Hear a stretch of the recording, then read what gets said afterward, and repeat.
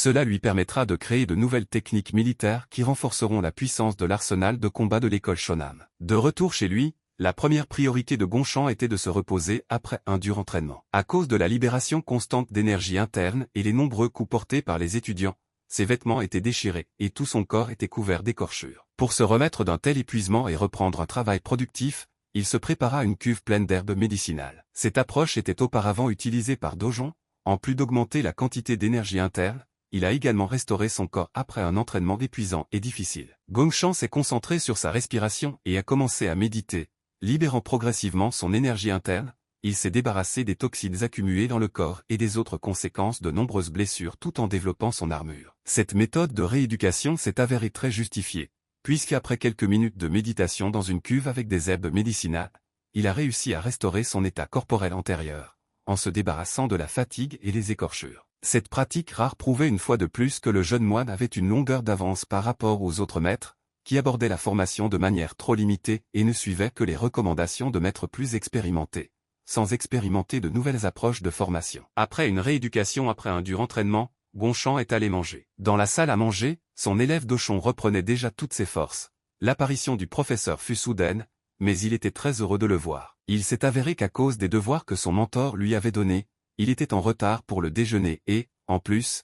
il était incroyablement épuisé, puisqu'il entraînait également une technique d'armure qui était nouvelle dans leur école. Gongshan a rejoint son élève et a dit que sa journée était également productive. Il devait continuellement pratiquer, car plus il s'entraînait, plus la technique de son armure devenait étonnante, qui était soutenue par le contrôle de l'énergie interne QI. Le jeune moine a invité son ami à participer à la formation, car celle-ci était tout à fait adaptée aux méthodes d'entraînement de la mémoire musculaire de leur école. Dojong a répondu qu'en fait il avait déjà fait des progrès dans ce domaine et envisageait même plus tard d'introduire cette armure dans la salle d'entraînement comme l'une des nouvelles techniques Jonan. Une telle nouvelle a fait comprendre aux gars que cette technique d'armure deviendrait très probablement bientôt le visage de leur école d'arts martiaux. La technique de l'armure est véritablement une expérience unique et rare parmi les maîtres du monde. Elle est trop sous-estimée et nécessite une étude plus détaillée. Mais à part cela, Gongshan ne pouvait toujours pas s'empêcher de penser aux récentes nouvelles choquantes et a donc demandé à son camarade ce qu'il savait concernant la parution du livre du légendaire maître Mushon Jongja. Le gars a répondu que c'était un sujet très brûlant et qu'il y avait maintenant un débat houleux sur ce sujet au sein de l'Alliance Murim. Il a également appris que leur organisation rivale Sahelan s'était également jointe à la course pour obtenir ce livre. Ils commencèrent à être extrêmement actifs et avaient déjà envoyé leur peuple explorer le territoire où se trouvait le tombeau du maître légendaire. Gongshan ne pouvait pas comprendre pourquoi cette nouvelle n'avait toujours pas reçu de nouveaux détails, car tout le monde savait depuis longtemps que le lieu de sépulture de Mushon Jongja avait été découvert depuis longtemps. Mais il a entendu que personne n'avait eu le temps de fouiller l'endroit avec des artefacts précieux. Doshon a répondu que tout n'est pas si simple et qu'il s'est avéré qu'il y a des pièges dans cette affaire que personne n'avait soupçonné auparavant.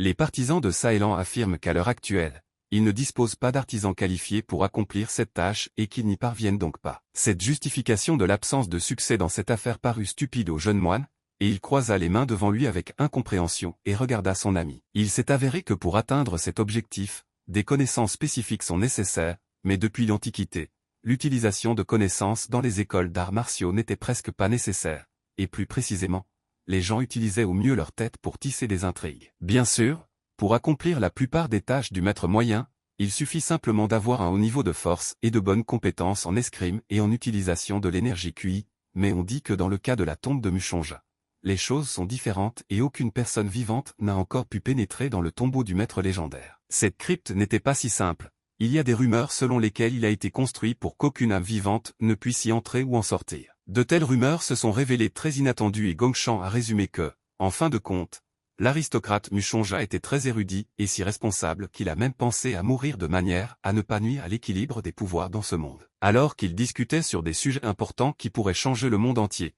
le cuisinier apporta au jeune maître les nouilles tant attendues. Après avoir pratiqué la technique de l'armure, il eut très faim, mais il ne se refusa jamais au plaisir de savourer de délicieux plats, même lorsqu'il voyageait à travers le monde en adhérant à la mendicité religieuse. Au milieu d'une journée aussi chargée et productive, il a finalement réussi à goûter à la joie d'un délicieux déjeuner. Mais même ce moment agréable, il ne pouvait pas le ressentir pleinement, car il était distrait par l'un des élèves de l'école. Il est venu voir Gongshan pour l'informer qu'il le cherchait dans le palais principal de l'école de Jonan et qu'il s'agissait très probablement d'une question très importante qui ne pouvait être reportée à plus tard. Gongshan croisa les mains devant sa poitrine, saluant respectueusement la personne qui se tenait devant lui, alors qu'il était venu de garde. Un homme à l'air sérieux lui a dit qu'il avait un travail pour lequel Gonson était déjà parti et que son frère Changji l'accompagnerait d'ici. Bien sûr, Gongshan l'a rapidement deviné, et ses hypothèses ont été confirmées par les paroles de l'homme. Toute cette agitation est liée à Mushongjinjion et à la recherche du livre de Mushonja. L'homme s'est frotté le menton avec mécontentement lorsque Gongshan a suggéré qu'en plus d'eux,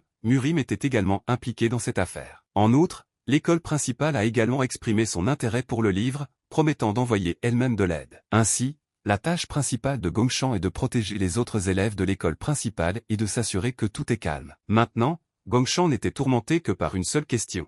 Est-ce que frère Gonson sait quels sont leurs plans? Bien sûr, il a également dit que le frère aîné de Jongdo les accompagnerait également. Chan comprit que comparé à son élève Chongjin, il n'était pas du tout aussi compétent, mais il apprenait vite et était déjà devenu un maître. Alors il a juste souri et a demandé quand il devrait commencer à déménager. Des gens de toutes les confessions sont déjà allés à Murim. Au premier plan se trouvait la famille Jegal, très déterminée. Ils étaient déterminés à comprendre ce que Sayolung n'avait pas réussi à faire depuis si longtemps, et étaient également extrêmement furieux lorsqu'ils réalisaient que Morin n'avait aucune raison d'interférer avec cela. La plupart des sectes tentent réellement de mettre la main sur Mushongjinjion et de s'emparer de son pouvoir. La structure interne des partisans de Murim a également commencé à s'effondrer rapidement. Gongshan et son aîné montaient à cheval et le soutenaient, car avant tout, ils ne devaient pas déshonorer le nom de leur école. Les gens ont été choqués par leur apparence, alors ils ont commencé à crier de panique. Ils comprirent parfaitement que l'influence de Jonan avait en effet considérablement augmenté et qu'ils étaient devenus complètement différents de ce qu'ils étaient auparavant. Maintenant,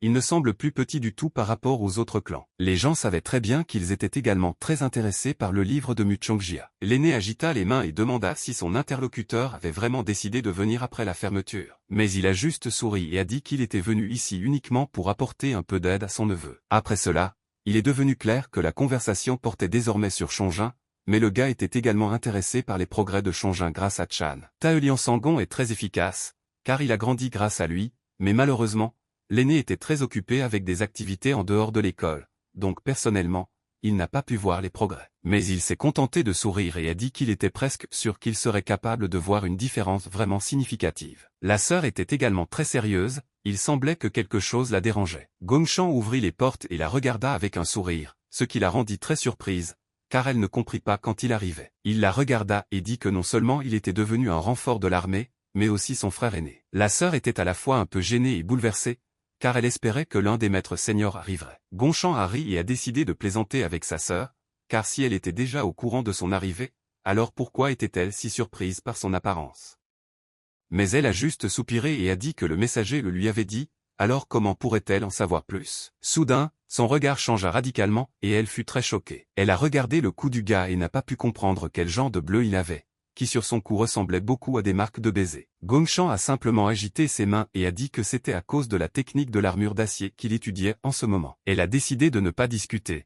Alors il a dit que toute la secte s'entraînait désormais à cette technique. Il a ri et a dit que ce serait bien si la fille apprenait aussi la technique de résistance au poison, puisque c'est très important, mais elle avait peur, parce qu'à Jonam on fait autre chose. Il était extrêmement important pour la sœur d'obtenir la permission de l'aîné, alors Chongan a souri et a dit qu'il avait reçu de lui la permission de faire absolument tout ce qu'il jugeait bon. Une telle conversation a donné mal à la tête à ma sœur et elle était inquiète, car elle comprenait que le gars faisait maintenant quelque chose qu'il pourrait regretter. Leur conversation fut interrompue par l'ouverture inattendue des portes. Le frère aîné a également décidé de saluer sa sœur et l'a fait avec le sourire. Elle était heureuse de le voir un peu plus que Gongshan. Alors lui et son frère seront inclinés devant lui en signe de respect. Frère aîné était en effet très heureux de voir qu'ils entretenaient en effet de très bonnes relations. Mais quand même, ils ont convenu qu'ils devaient se coucher, puisque demain ils devaient partir tôt, donc ils devaient se coucher tôt. La sœur était indignée, car le frère est-il vraiment là juste pour dire cette phrase? Il s'est même un peu mis en colère contre cela.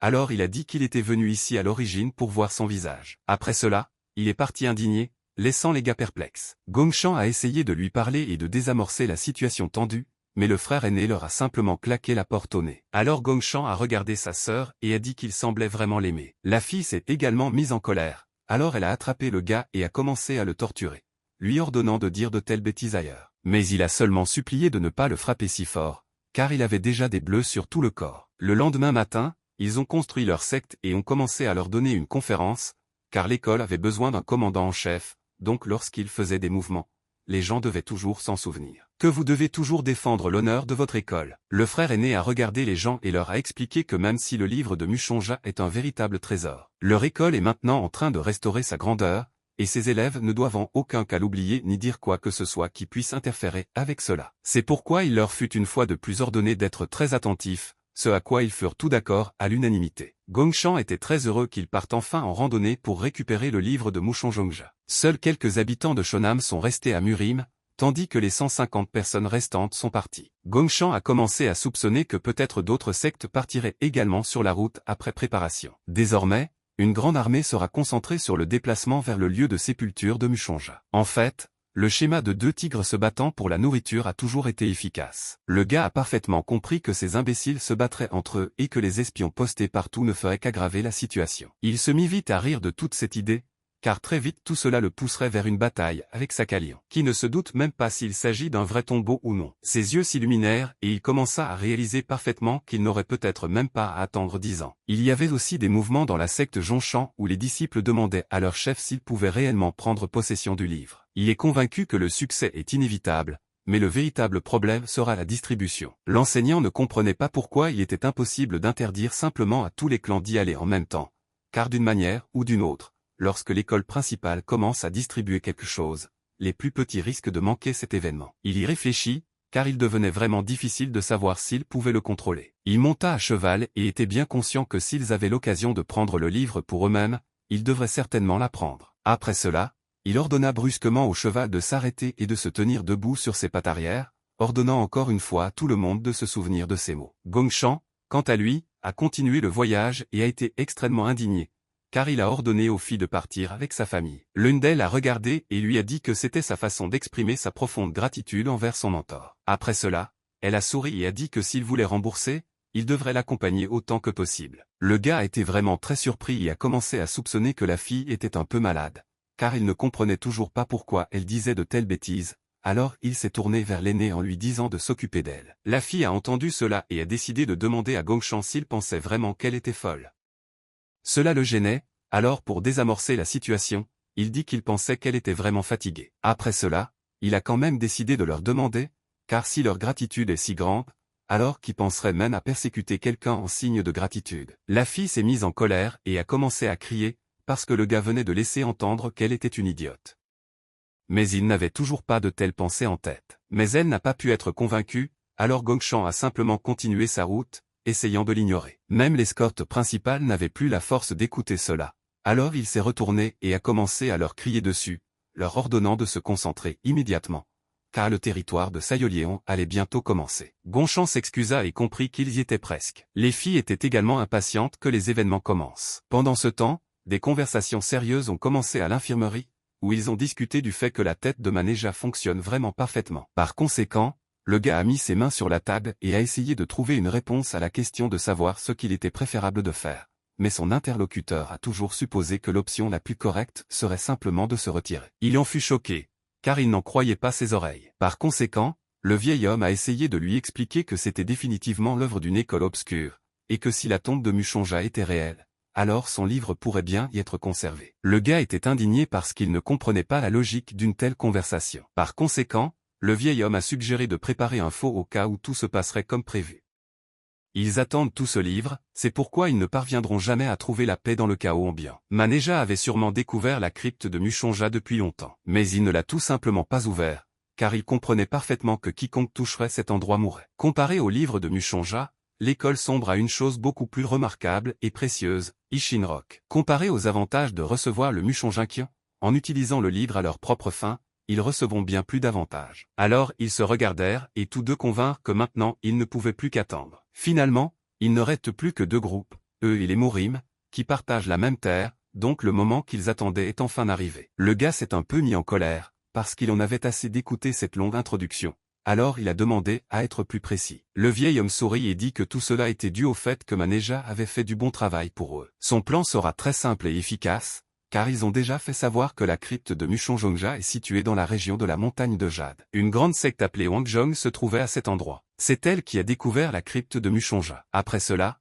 les habitants de Sahélion sont venus et ont commencé les fouilles. Mais ils se sont vraiment surmenés et sont partis. Mais les Murim sont-ils simplement arrivés sans opposition à Ganseoseong? El Mani, tes intentions sont si claires pour moi. Ainsi, même Murim serait capable de comprendre un plan aussi simple. Alors il posa ses mains sur la table et se leva alors que la colère commençait à le contrôler. Il sortit l'encre et comprit qu'il devait maintenant envoyer une lettre au commandant en chef et rapporter tout ce qui se passait. Les gens se sont déjà approchés du tombeau de Mushonja, qui a commencé à briller très fort. Ils étaient un peu perplexes, mais observaient néanmoins le processus avec beaucoup d'intérêt. Une seconde plus tard, l'un d'eux fut très effrayé par le fait que le premier et le deuxième hexagramme se rencontrent ici, ce qui dans la philosophie chinoise signifie la dernière partie de l'évolution initiale du cosmos. Son grand-père a commencé à lui crier dessus, parce que ces choses ne sont pas du tout compatibles entre elles. Mais absolument tout dans cette presse contredit toutes les règles. Les plus forts d'entre eux ont décidé d'essayer de retirer ce sceau sans aucune crainte ni inquiétude. Ils ont essayé de l'en dissuader, car il n'y avait aucune raison de retirer ce sceau,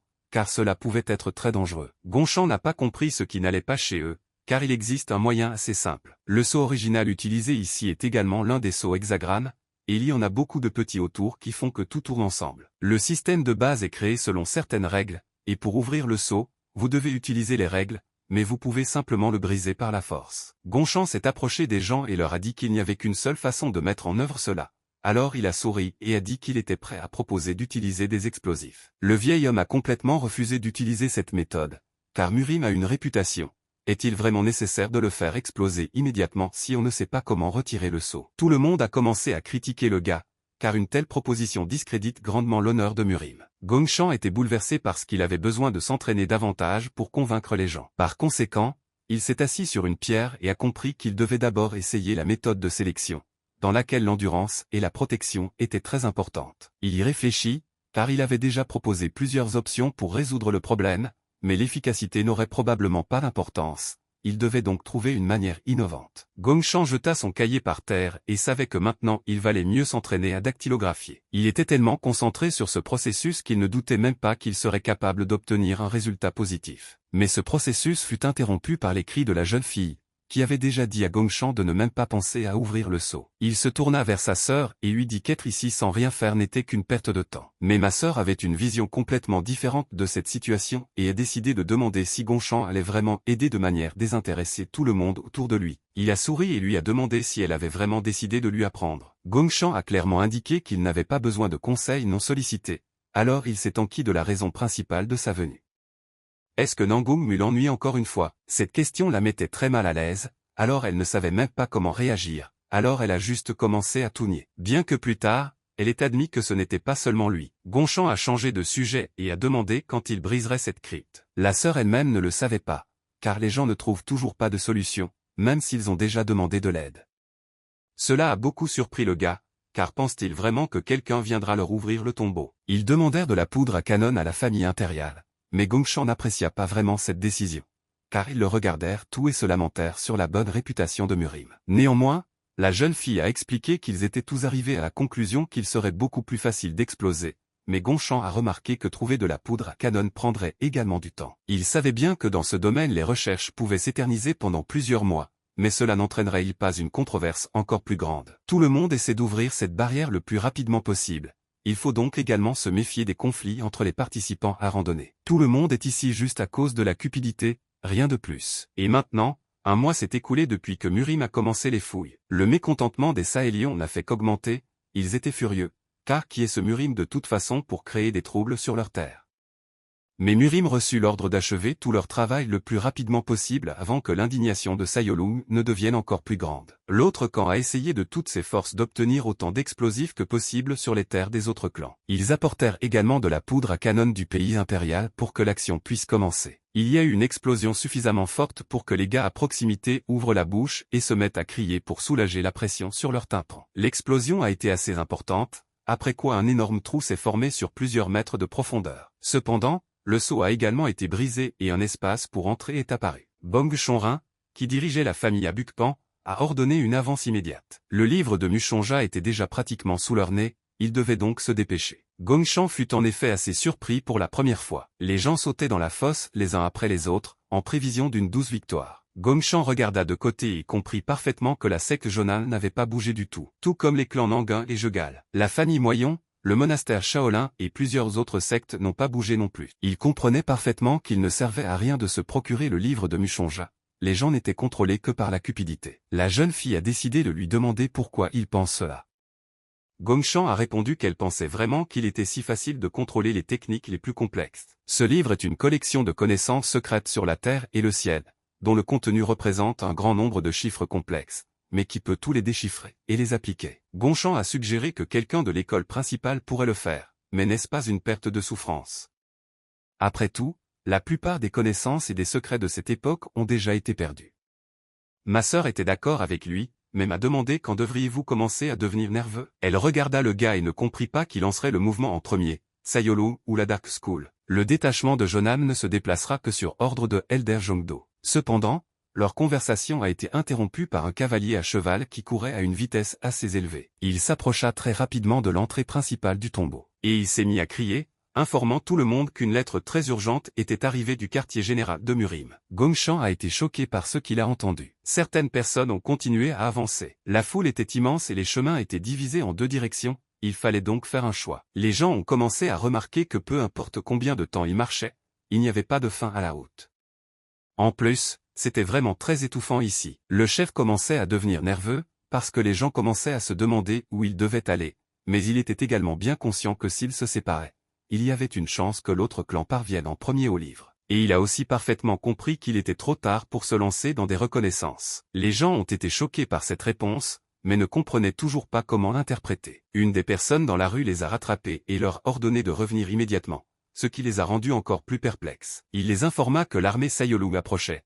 Tout le monde reçut donc l'ordre de se rassembler et de se préparer. Les gens ont demandé un peu plus de temps pour trouver le livre, mais ils ont dû revenir en arrière pour s'occuper de Sayolung. Bong Shonrin comprit que lui et son peuple avaient parcouru un long chemin pour arriver à cet endroit, et que maintenant les Sayolung eux-mêmes allaient mettre la main sur le livre. Cela l'a rendu furieux, alors il a eu une idée. Il a ordonné aux hommes de placer immédiatement les explosifs restants et de se préparer. Pendant ce temps, les habitants de Sahélion se précipitaient sur le site pour surprendre Murim. Le gars était très en colère, il a compris qu'il fallait empêcher le livre de parvenir à ses adversaires. Cependant, ce qu'il a vu l'a vraiment surpris. C'est à cet endroit qu'une énorme explosion s'est produite, visible à l'œil nu. Gongshan s'est également tourné dans cette direction, car il a compris que quelque chose de vraiment imprévu se produisait. Il était bouleversé car, de ce fait, il ne pourrait pas regarder ce livre ni participer au combat. Il regarda son voisin qui se tenait à côté de lui et se demanda pourquoi il avait si peur. Cela l'irritait beaucoup, il ne pouvait donc plus contrôler ses émotions. Gongshan comprit parfaitement que c'était assez stupide,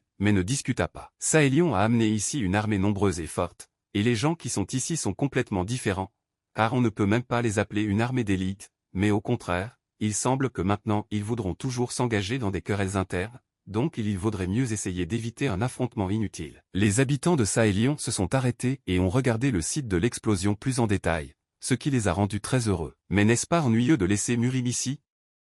Le vieil homme a également parfaitement compris que le gars avait raison et ne pouvait pas être en désaccord avec lui. Alors il a souri et a dit qu'il était temps de tester la force de leurs adversaires et de voir de quoi ils étaient réellement capables. Les préparatifs du combat étaient déjà terminés, il était donc temps de commencer. La secte Wanjok était particulièrement désireuse de se battre, son chef ne pouvait plus attendre. Il était fou de savoir que la proie était déjà juste sous son nez. Par conséquent, tous les guerriers se sont précipités au combat avec la même attitude que leur chef. Une immense armée courut se battre, soulevant un nuage de fumée derrière elle. Les gens ont commencé à s'inquiéter et ont informé l'aîné que le groupe Sayolung avait déjà commencé à agir et qu'il était donc nécessaire de prendre des mesures de toute urgence. Il dégaina rapidement son épée et ordonna à tout le monde de se préparer. Les gens ont fait de même, parce qu'ils ont compris qu'ils auraient probablement à souffrir pour ce livre et qu'ils ne l'auraient pas pour rien. Leurs ennemis s'approchaient avec le sourire, car ils comprenaient qu'un tel comportement était une décision plutôt audacieuse pour des métis illettrés qui ne pouvaient même pas distinguer le ciel de la terre. Absolument tout le monde se préparait à se battre,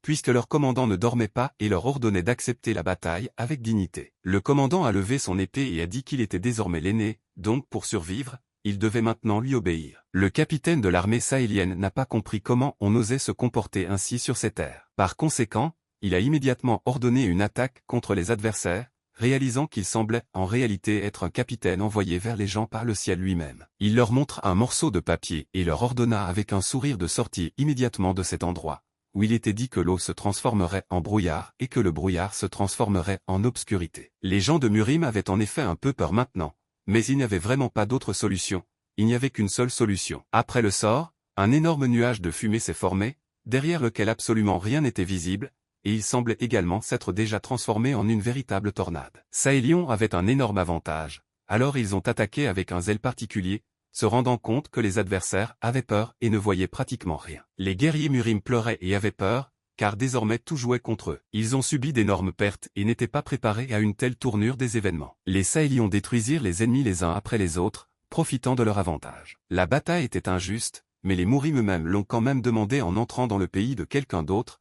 il fallait donc s'attendre à un tel résultat. Gonchamp a parfaitement compris qu'il méritait tout cela. Le commandant a ordonné aux soldats de maintenir leur position et de rester debout jusqu'au bout, mais ils avaient déjà des doutes, alors ils lui ont demandé de trouver une issue.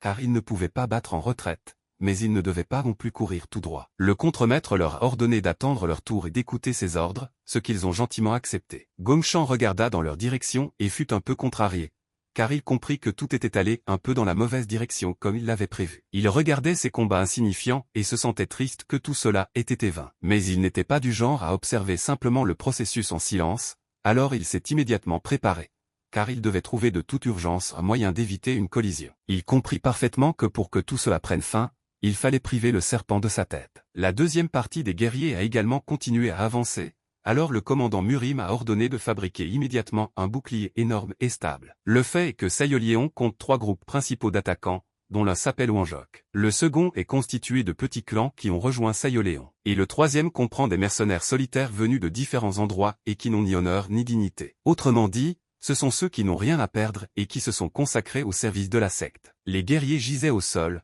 inconscients, et un grand nombre d'entre eux ont été grièvement blessés, qui aurait facilement pu être évité si les commandants avaient accepté. Gonchamp était déterminé, il fallait donc agir. Il s'est rendu à l'épicentre même de la bataille et s'est préparé. Son équipe a commencé à s'inquiéter et lui a demandé de revenir, mais il avait déjà pris sa décision tout seul. Il s'est rendu tout seul à l'épicentre de la bataille pour tout arrêter immédiatement. Le commandant Saélion était un peu surpris par qui il voyait devant lui, on aurait dit qu'il commençait à paniquer. Par conséquent, il a immédiatement décidé de demander à ses assistants qui étaient si courageux devant lui maintenant. Gonchamp se rapprochait et sortait déjà son arme, mais le commandant croyait toujours qu'il s'agissait d'un acte de reddition. Gonchamp sourit et dit qu'il se rendait toujours, tout comme le reste des guerriers. Au bout d'une seconde, le commandant eut peur et leva la tête très haut, puisque c'était Gonchamp qui sautait le plus haut possible. Il rassembla toutes ses forces dans un point et était prêt à détruire l'ennemi. Fury le conduisit, mais il n'y avait pas de retour en arrière, il devait terminer ce qu'il avait commencé. Le commandant Saélion avait extrêmement peur car il ne comprenait pas de quoi il s'agissait. Mais Gonchamp n'allait pas s'arrêter et ne faisait que renforcer sa puissance de frappe. Le coup a été si fort que les soldats ont commencé à se couvrir le visage pour ne pas perdre la vue à cause d'un éclair aussi brillant. Gonchamp était juste en colère, il était en colère et il voulait en finir avec ça maintenant. Il a donc agité la main tout en continuant de crier,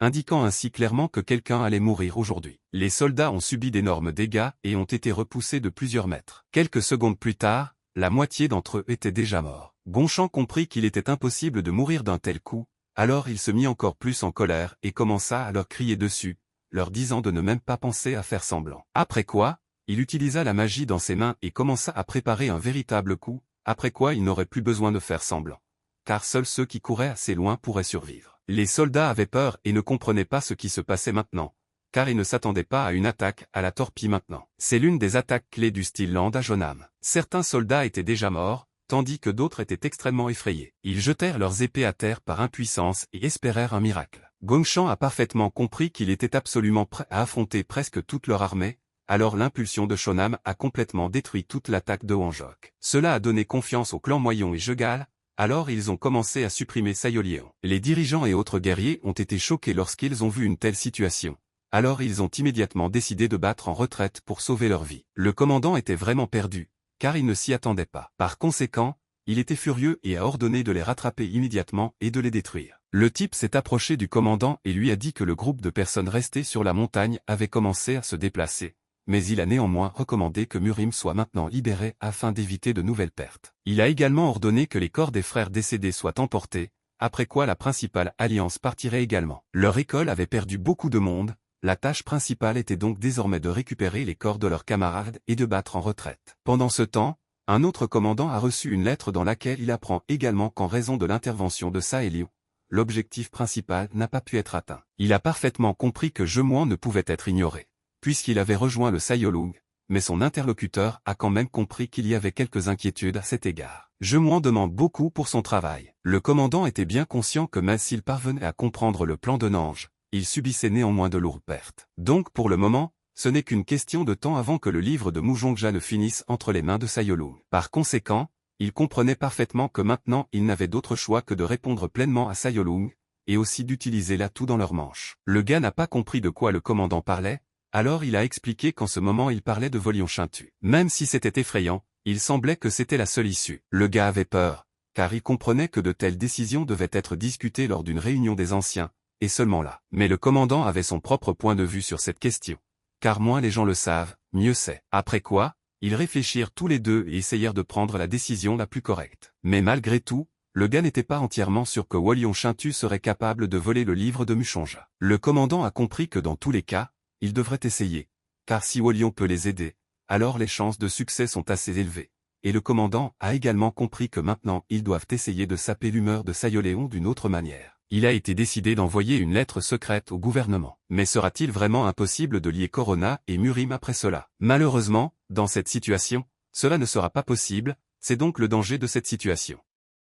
Par conséquent, le gars y a réfléchi, car il a commencé à craindre que même utiliser Volion Shinta ne suffirait pas. Il a également arrêté le commandant, car il comprenait très bien que le Sayolung pouvait être prêt à n'importe quel tour à l'heure actuelle. Alors il lui a suggéré d'essayer d'attirer l'attention d'un plus grand nombre de personnes sur ce sujet lors de la prochaine réunion. Le commandant était d'accord avec lui, mais a quand même prévenu le gars, car il pourrait y avoir des espions lors de la réunion. Il est donc important d'être extrêmement prudent. Ils sont tous deux arrivés à la conclusion qu'il était extrêmement important de se préparer à des mesures extrêmes et ont préparé cette conversation pour la prochaine réunion des anciens. Pendant ce temps, Gongshan continuait son chemin et faisait quelques pas. Il se tenait au milieu de son armée et était triste. Après tout, la seule chose qu'il pouvait faire maintenant était de saper le sceau au lieu de Sayolung.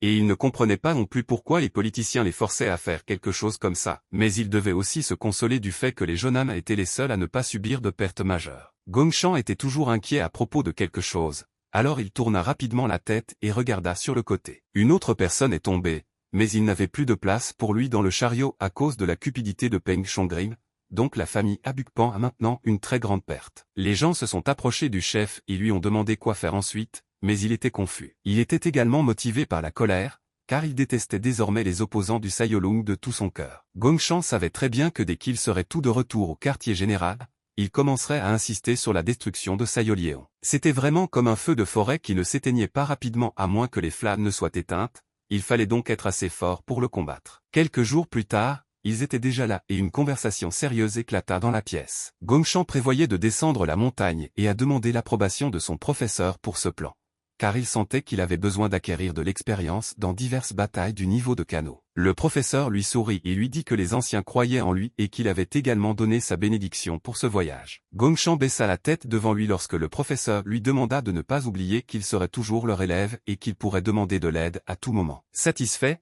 Gongshan sortit du bâtiment avec un sentiment de soulagement. Il ne comprenait pas s'il devait aller au marché noir maintenant, car il y avait beaucoup de choses intéressantes là-bas. Il fondit en larmes parce qu'il voulait toujours acheter des livres sur les arts martiaux, mais il n'avait pas assez d'argent, ou plutôt pas du tout. Il s'enfuit donc rapidement, espérant qu'à Kano il deviendrait déjà pleinement riche. C'était l'une des meilleures promenades de sa vie, car il était d'humeur la plus positive. Mais soudain, il s'arrêta et fut désagréablement surpris, alors que l'anxiété commençait à prendre le dessus sur lui. Il a commencé à s'inquiéter et à oublier de quoi il parlait, alors il est arrivé à la conclusion qu'il aurait certainement besoin de prendre quelque chose pour s'inquiéter au marché noir. Mais il ne soupçonnait même pas que ses inquiétudes étaient complètement vaines, car pendant tout ce temps il était observé depuis l'arbre. Le gars était très content que Gongshan ne l'ait pas remarqué et comprenait parfaitement que ses 10 000 nounous en or étaient déjà très proches. Kano a vraiment commencé à changer, peut-être même pour le mieux. Tout a commencé après la bataille avec Morim, après quoi Sayolung a toujours pu obtenir le livre de Mujongja. Cependant,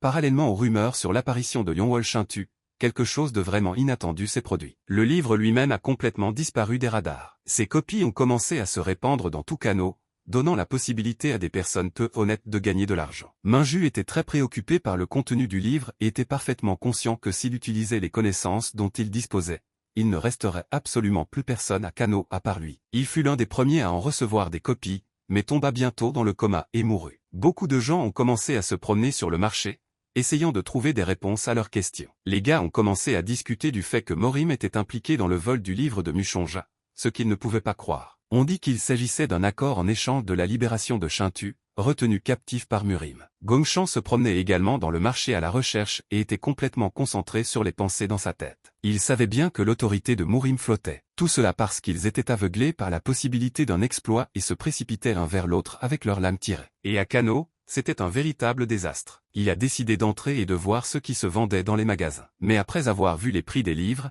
il a été choqué. C'est un euphémisme, car il ne pouvait même pas imaginer que cela puisse coûter autant. Le vendeur a précisé si Gongshan avait besoin de matériel sur les thèmes du contrôle mental, des impulsions cérébrales et de la connaissance de la conscience, n'est-ce pas? Gongshan a expliqué qu'il envisageait de développer Shang Dantian et a également demandé si le magasin avait des traités sur la circulation sanguine dans le cerveau. Mais le vendeur l'a prévenu que chacun des livres coûterait 200 nounous. Même si c'était un peu cher, les matériaux de première qualité sont très problématiques en termes de gestion. Alors j'ai suggéré au gars de prendre des livres de seconde qualité. Gongshan l'a remercié et a dit maladroitement qu'aujourd'hui, il était seulement venu pour connaître les prix et lui a dit au revoir. Mais alors qu'il s'apprêtait à partir, le vendeur lui cria dans le dos et l'arrêta. Il lui tendit la main et lui donna de l'argent. Il a également ri et a dit qu'il s'agissait d'une promotion, et qu'ici, sur les terres de Jemuan, elle pouvait être payée en espèces.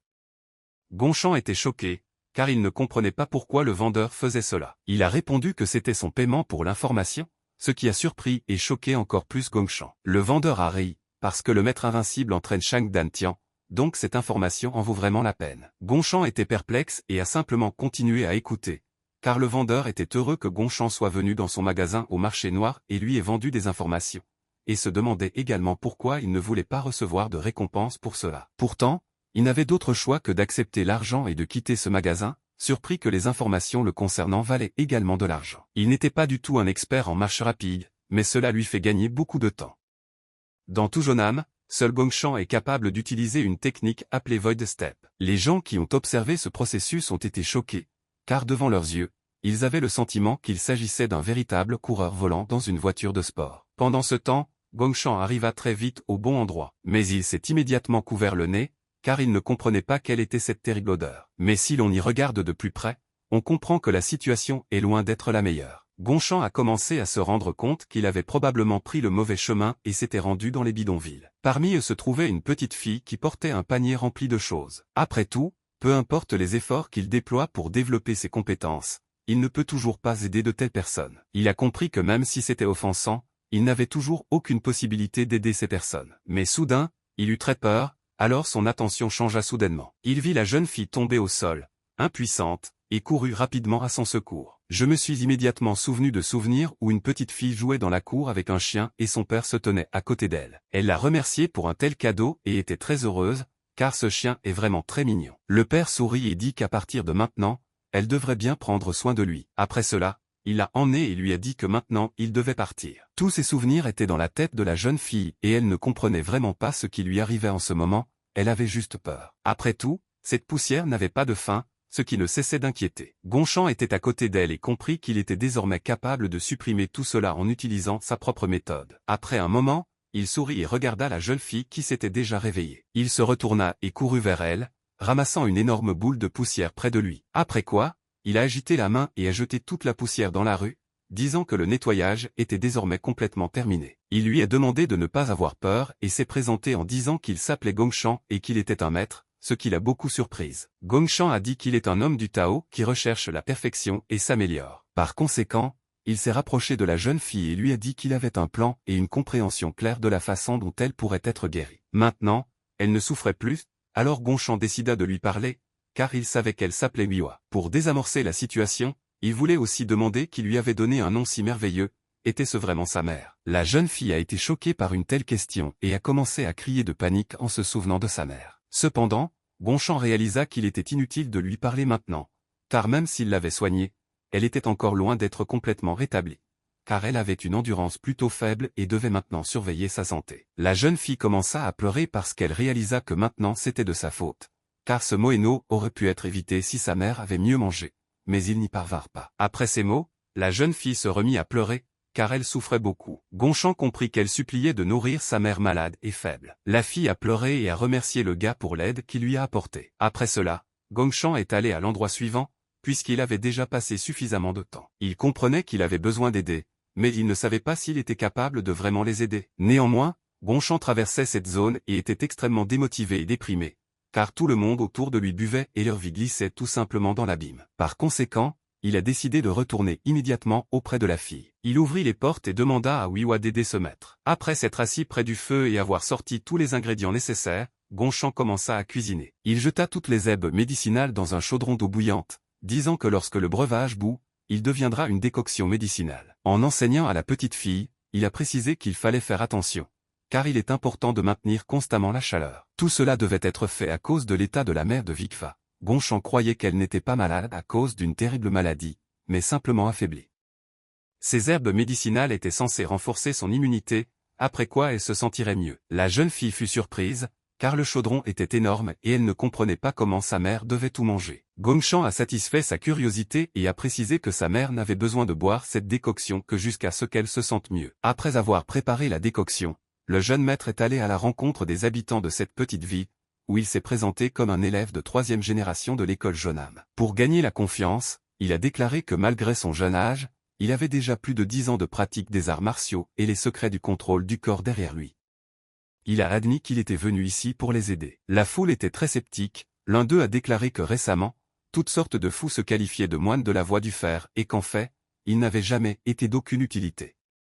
Un autre vieil homme s'est aventuré à suggérer que Gongshan était un escroc ordinaire venu leur rendre visite pour leur vendre des ordures. Après un accueil aussi désagréable, certains hommes se sont simplement retournés de manière démonstrative et sont partis à la recherche de boissons bon marché. Gongshan n'était pas content de ce résultat, il avait du mal à rassembler autant de monde, et l'un d'eux a tout simplement tout gâché.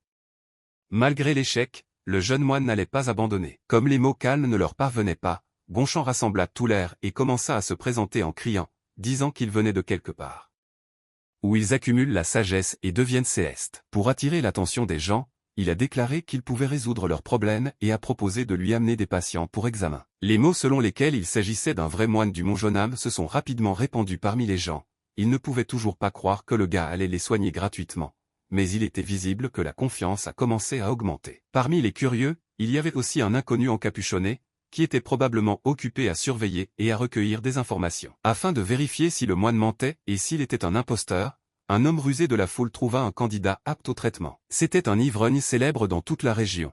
Un exemple de ridicule et une victime de ridicule constant, l'homme pouvait à peine bouger et ne se levait que pour chercher à boire. La foule a commencé à raconter comment ce pauvre type avait fait 4 pas et était immédiatement tombé. Cela s'est avéré vrai et il ne pouvait vraiment pas rester debout. Voyant l'état de l'homme, Gongshan soupira lourdement, mais perdant son enthousiasme, il se mit au travail et se dirigea vers la victime du ridicule de la foule. Après avoir examiné le patient, le moine a remarqué que son corps était incroyablement froid et qu'il accumulait également du cuissat, ce qui mélangeait ses flux d'énergie, le rendant si faible. Après l'examen, le gars a compris ce qu'il devait faire et a commencé un traitement qui, aux yeux de l'enfant, ressemblait à une véritable magie. De plus, toute la foule sceptique s'est figée sur place. Ils ont été choqués par ce qui se passait sous leurs yeux. L'homme agenouillé se mit à répéter à haute voix le nom de son sauveur. Ayant vu un véritable miracle, les gens ont commencé à s'agenouiller et à féliciter le monsieur qui s'est porté volontaire pour les aider à résoudre leurs problèmes. À ce moment-là, Gongshan était pour eux un saint, descendu du ciel, condescendant envers les âmes pécheresses pour leur donner le salut. Le soir même, l'inconnu que nous avons aperçu dans la foule est revenu vers ses clients pour leur fournir les informations qu'il avait obtenues. Il a dit que leur objectif était dans les bidonvilles du Shaanxi. Il a également entendu des rumeurs selon lesquelles il était un bon maître, mais il ne voyait toujours pas intérêt d'être trop prudent. Ils espéraient attendre la mort du soi-disant maître immortel, mais ils craignaient que le clan Jonam et la secte Oisan aient des yeux à cet endroit. Ayant collecté suffisamment d'informations, il commença à mettre en œuvre le plan de leur commandant en chef. De retour auprès de notre jeune maître, il a continué à atteindre le sommet grâce à un entraînement assidu, comme d'habitude. En modifiant la vitesse de sa respiration et en concentrant son QI sur plusieurs niveaux, il a finalement réussi à atteindre son objectif. Ce succès fut pour lui un événement si important qu'il se mit soudain à sauter de joie.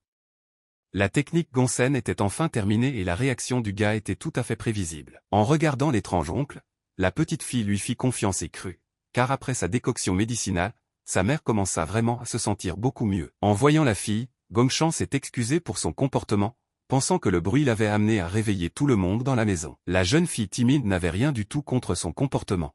elle est venue avec une question qu'elle avait peur de poser à voix haute. Rassemblant toute sa détermination, elle supposa que le maître était en meilleure santé après avoir effectué ces étranges exercices. Avec un sourire sur son visage, Gonchan a confirmé ses paroles, affirmant qu'après elle, il était vraiment devenu plus fort, plus résistant et en meilleure santé. Se penchant vers la jeune fille, il lui demanda si elle voulait faire les mêmes choses que lui.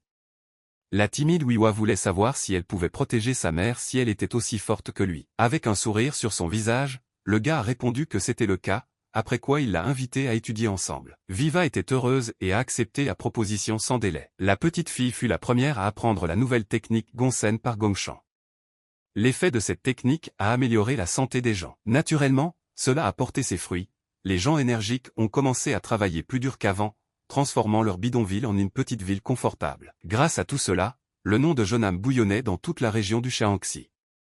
Des rumeurs se sont répandues selon lesquelles Jeonnam effectuait des œuvres caritatives dans les régions troublées de la région, grâce auxquelles les habitants ne tombaient plus malades à tout moment. Les spectateurs locaux ont également entendu dire que tout cela était dû aux efforts d'un moine nommé Immortel. L'action de Maître d'eau était largement connue même au sein de la secte Wazan. Au cours de la discussion, il a été dit qu'avec l'aide du nouvel art, le maître immortel de Jeonnam a non seulement guéri les pauvres, mais leur a également enseigné les bases, commençant ainsi à populariser la voie du Do.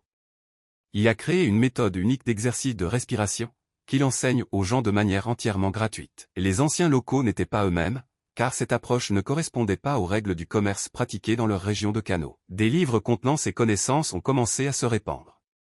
De plus, les informations à ce sujet sont allées non seulement aux représentants de Wazan, mais également à d'autres sectes.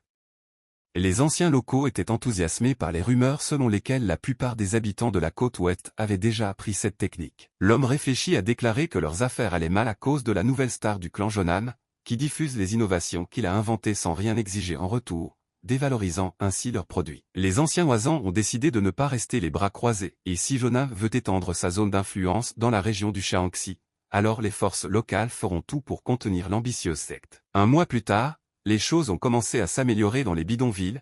Gonchan a ouvert une petite boutique dans laquelle il vendait des herbes médicinales avec son petit disciple. Ils étaient sur le point de partir et le gars a commencé à emballer ses affaires, mais Viva l'a soudainement attaqué avec une question. Elle était curieuse de savoir ce qui se passe lorsque le noyau cellulaire est exposé à l'énergie QI pour se régénérer. Le gars au visage confus a regardé son élève et a répondu qu'il ne pouvait pas savoir quelque chose comme ça.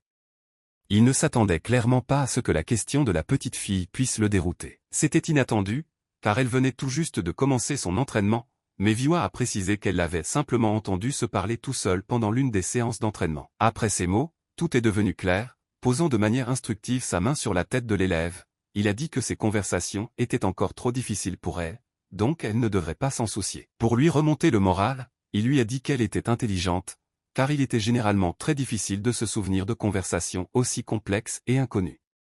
Il était clair qu'elle pouvait être recrutée comme espionne, mais l'esprit brillant du jeune maître ne pouvait pas imaginer une telle astuce. La fille a été surprise, car on ne l'avait jamais qualifiée d'intelligente parce qu'elle se souvenait bien des paroles des autres. En regardant la fille, il lui était difficile de croire que malgré le manque d'une bonne éducation, elle était bien développée. Il a d'abord remarqué ses atouts en cuisinant. Lorsqu'il préparait une décoction médicinale, il utilisait de nombreux ingrédients, compliquant le processus avec une approche individuelle de chaque détail. Alors qu'elle préparait une décoction pour les habitants des bidonvilles, la jeune fille s'est approchée du chaudron et a remarqué que le feu était trop fort. Gonchan était surpris de ces paroles, elle avait raison, mais il ne lui avait pas encore appris comment préparer cette décoction curative. Viva a admis qu'elle avait observé attentivement comment le maître avait fait la dernière fois, alors maintenant il ne lui était pas difficile de répéter la même chose.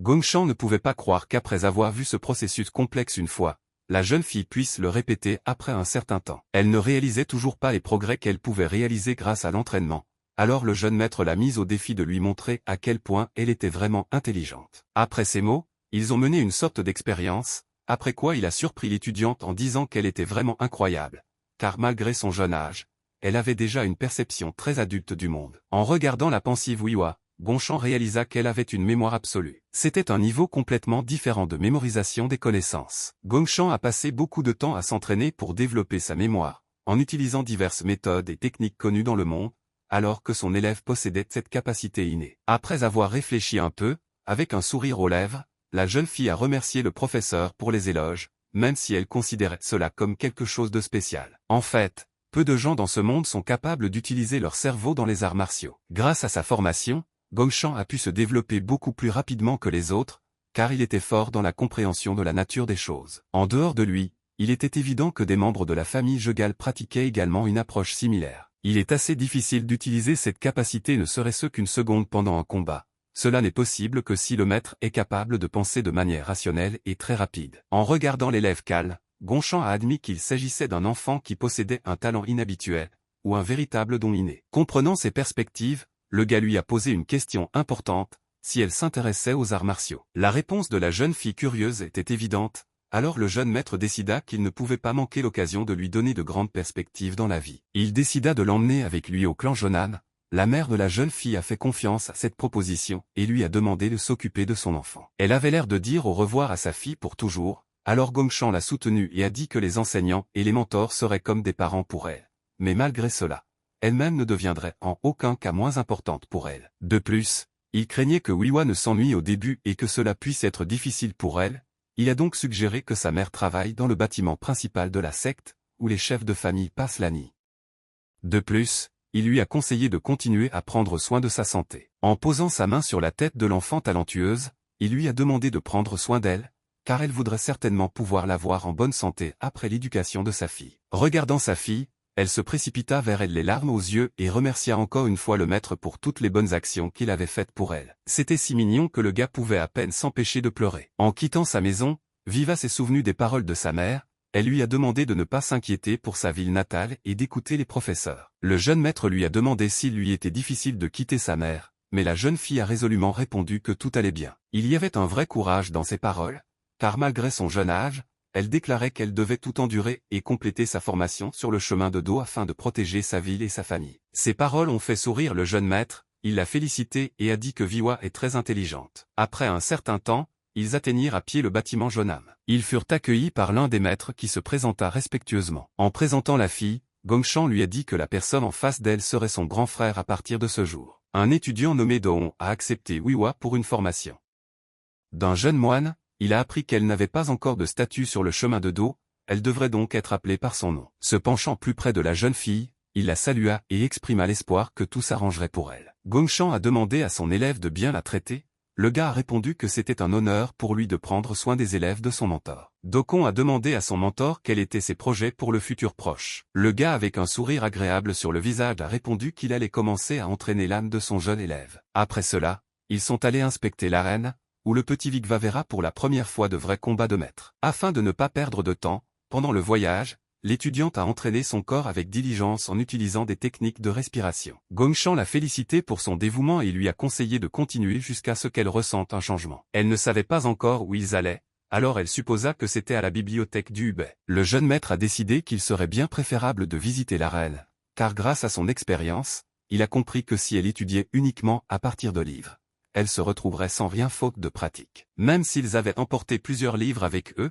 Gongshan a averti l'étudiant qu'il y avait encore beaucoup de choses dans le monde qui n'étaient pas écrites dans les livres. Il a justifié le voyage lui-même par le fait que tout maître doit constamment élargir ses horizons afin de progresser continuellement dans l'étude des arts martiaux. Parfois, les paroles du maître semblaient un mystère à l'étudiant, elle attendait avec impatience la visite de l'arène. Les gars s'approchaient d'un endroit plein de sang et de violence. L'arène est un lieu où il est permis de mener des batailles avec le libre usage des armes et de se battre jusqu'à la mort. Désormais, les responsables gèrent cet endroit comme une maison de jeu, sans respecter les règles générales régissant de tels combats et sans prêter attention à l'honneur des participants. Gongshan et Wiwa sont finalement arrivés sur les lieux des combats. Il l'a immédiatement averti que des batailles acharnées avaient souvent lieu ici, mais qu'il n'y avait tout simplement aucun moyen de s'en passer dans le monde des arts martiaux. Il se passe vraiment quelque chose de terrible à l'intérieur et cela peut être difficile à supporter. Gongshan a demandé pour la dernière fois si son élève pouvait supporter un tel stress. Se retournant au gémissement d'un des combattants blessés de l'arène, la jeune fille réalisa que son maître disait la vérité. En regardant la réaction de l'étudiante, le maître immortel a confirmé ses suppositions selon lesquelles quelles que soient les capacités innées qu'elle possédait, elle était toujours une enfant. Mais d'un autre côté, il comprenait qu'il n'avait pas d'autre choix, car si elle ne pouvait pas s'habituer à de tels endroits, alors elle ne ferait pas de progrès significatif dans l'apprentissage de la voie d'avant. Toujours indécise, Wiwa se tourna vers son maître et avoua d'une voix tremblante qu'elle était prête à voir ce qui se passait dans l'arène. Le bruit de la bataille et les cris du public se répandirent dans toute la ville, une autre bataille difficile à vie ou à mort a eu lieu dans l'arène. Ce duel se déroulait entre un épéiste et un combattant qui étudiait l'art d'utiliser une lance. Malgré la cruauté, le public était ravi, ce spectacle n'était clairement pas pour les âmes sensibles. La cruauté des gens autour de lui a mis un peu de pression sur Gongshan, mais il a compris que son élève devait passer par cette étape difficile de l'étude de l'art du do. Le maître n'était visiblement pas très intéressé par le combat et son résultat, il observa donc attentivement comment son élève le percevait. La réaction de la jeune fille était tout à fait normale, son calme était louable, mais malgré cela, le maître avait pitié d'elle, car elle ne montrait aucune émotion. Le gars a suggéré que cela était dû à son enfance difficile, qui a durci ses perceptions. Posant sa main sur l'épaule de l'élève, le maître lui demanda d'observer attentivement la confrontation entre l'épée et la lance. Malgré le fait que leurs mouvements semblaient précipités, il a demandé à remarquer qu'ils n'étaient pas inférieurs les uns aux autres dans leur farouche désir de survivre. Pour la première fois de sa vie, Viva a vu une telle rage. Les maîtres de l'arène ressemblaient à de vrais chasseurs, se considérant comme des proies. Le public voisin admirait chaque nouvelle technique. Un instant plus tard, ils virent une technique appelée fenêtre de défense. Pour un épéiste ordinaire, ce n'était pas une tâche facile de résister aux nombreuses attaques effectuées par la lance, ce qui rendait difficile le contrôle de la distance avec l'ennemi. La jeune fille n'avait jamais rien vu de pareil auparavant. Elle ne pouvait quitter des yeux le spectacle dans l'arène. Gongshan a décidé de la distraire et d'utiliser cette bataille comme exemple, disant que plus la lance est longue, plus elle est dangereuse au combat. L'utilité d'une lance dans certains cas est incomparablement supérieure à celle d'autres armes. Ils peuvent non seulement poignarder, mais aussi frapper, incliner et faire pivoter, ce qui complique naturellement la défense. Les paroles du maître ont incité la jeune fille à penser que la lance était la meilleure arme de toutes. En regardant l'étudiante avec un sourire, Gongshan lui a rappelé les mots d'un verset d'un des livres sur la dignité, qui dit qu'il n'y a rien d'absolu dans ce monde. Il a précisé que même si la lance présente de nombreux avantages, elle présente également des faiblesses. Le maître a compris qu'elle verrait personnellement la confirmation des mots ci-dessus plus d'une fois, alors il lui a simplement demandé de regarder les combats, en mémorisant bien les détails. Ayant une mémoire absolue, la jeune fille a absorbé les informations à une vitesse incroyable. La visite de l'arène a duré plusieurs mois, avec environ 10 combats par jour. À chaque fois, les maîtres utilisaient différents types d'armes, élargissant ainsi les horizons du jeune élève de Shonam. Vigva a absorbé toutes ces nouvelles connaissances comme une éponge. Un séjour assez long d'études des arts martiaux dans une ville dotée d'une arène touchait à sa fin. Tout en préparant ses affaires, Gongshan a dit qu'il était temps pour eux d'aller ailleurs et lui a demandé si elle avait des souhaits. Sans hésitation, et lui propose de visiter la ville de Kensa. Nous parlons de la capitale dans laquelle vit l'empereur lui-même. Plus tard, cette ville s'appellera Pékin. La décision fut prise, après avoir rassemblé toutes les choses nécessaires, ils partirent. La route étant assez longue, il fut décidé de quitter la ville avec la reine à pied. Avec le recul, Maître Hermite réalisa qu'il avait été inattentif. Son élève était encore assez faible et n'arrivait pas à suivre son rythme. Au début, Gongshan a regretté d'avoir refusé de prendre la charrette, mais d'un autre côté,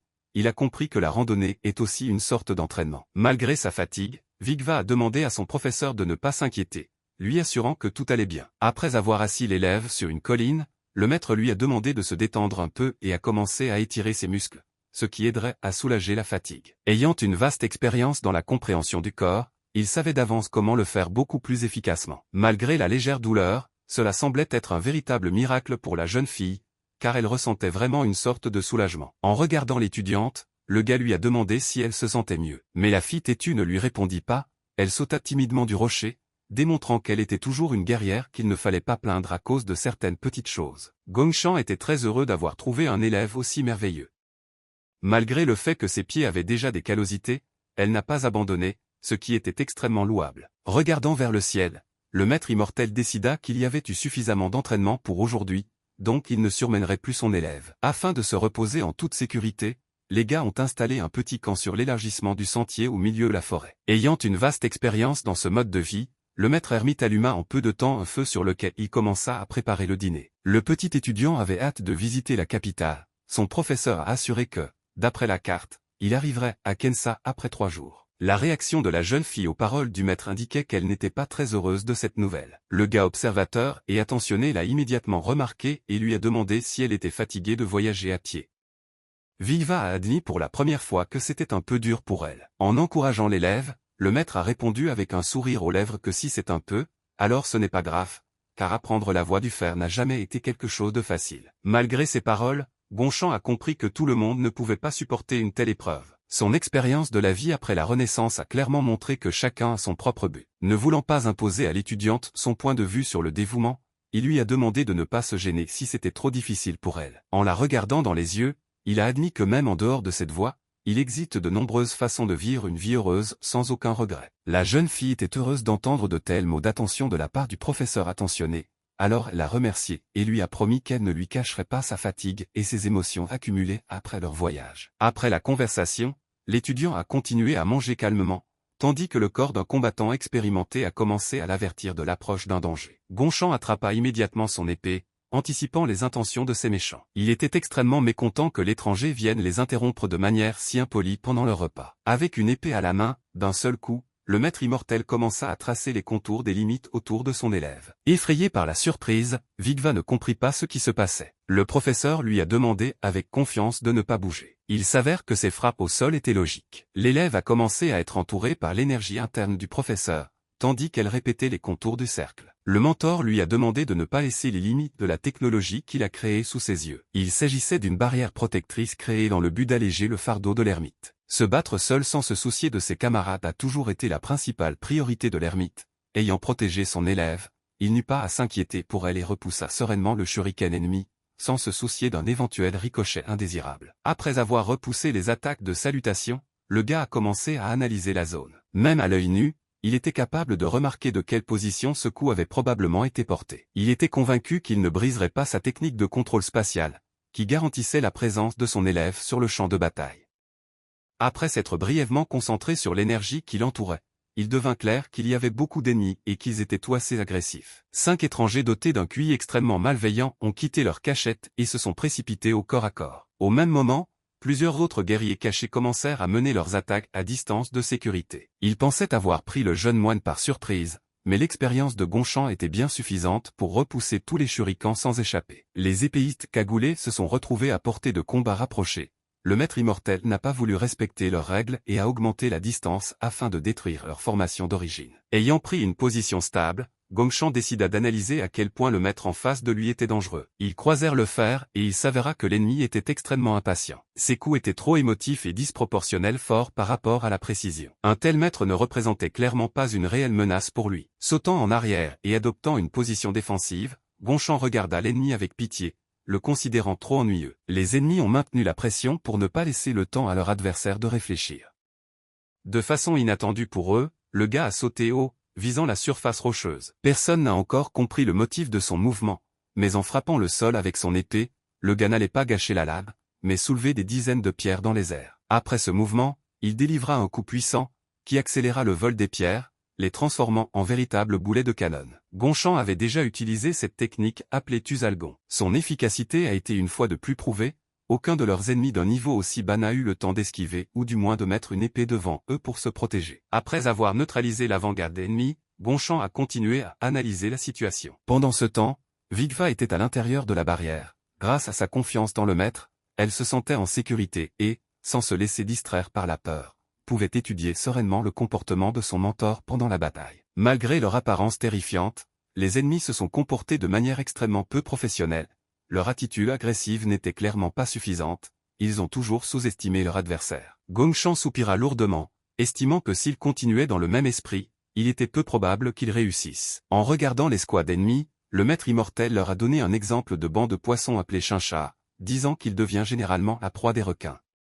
En les regardant, il lui était difficile de trouver un meilleur exemple que celui-ci. L'un des mercenaires a jugé ces paroles insolentes, il s'est laissé prendre à la provocation et a commencé à attaquer. L'homme était armé d'une chaîne avec une faucille pointue au bout, grâce à laquelle il pouvait se trouver à une distance de sécurité sans craindre une contre-attaque. L'arme ennemie l'a dépassé et le gars s'est rendu compte que l'ennemi comptait le rattraper en lui rendant la chaîne. Ayant une énorme supériorité en vitesse, sans perdre de temps, Gonchan a réduit la distance et a riposté, neutralisant l'ennemi sûr de lui. L'équipe s'est bien battue en équipe et cela se reflétait dans le fait qu'il continuait à faire pression sur le maître immortel, l'épuisant avec de nombreuses attaques à distance. Le nombre de shurikens n'avait aucune importance, car Gonchan, avec l'aide d'un bouclier d'énergie interne, pouvait protéger un certain rayon devant lui. Malgré la bonne technique défensive, l'une des attaques a presque atteint sa cible et a attrapé les vêtements du gars sur son épaule gauche. En regardant le résultat presque réussi de l'attaque, Gonchan a résumé que l'entraînement de Vigva battait son plein et qu'elle avait probablement réussi à remarquer certains types d'armes utilisées par les unités ennemies, ayant un avantage numérique. Après avoir utilisé le shuriken, un autre maître avec une chaîne dans les mains a commencé à préparer son attaque. Un épéiste se tenait à côté de lui, prêt à protéger son camarade à courte distance. Après avoir regardé autour de lui, Gonchamp a admis que sa barrière faisait bien son travail. Il était heureux que son élève puisse assister à une bataille aussi inégale au premier rang. Les ennemis ont commencé à imposer leur scénario de combat au maître immortel.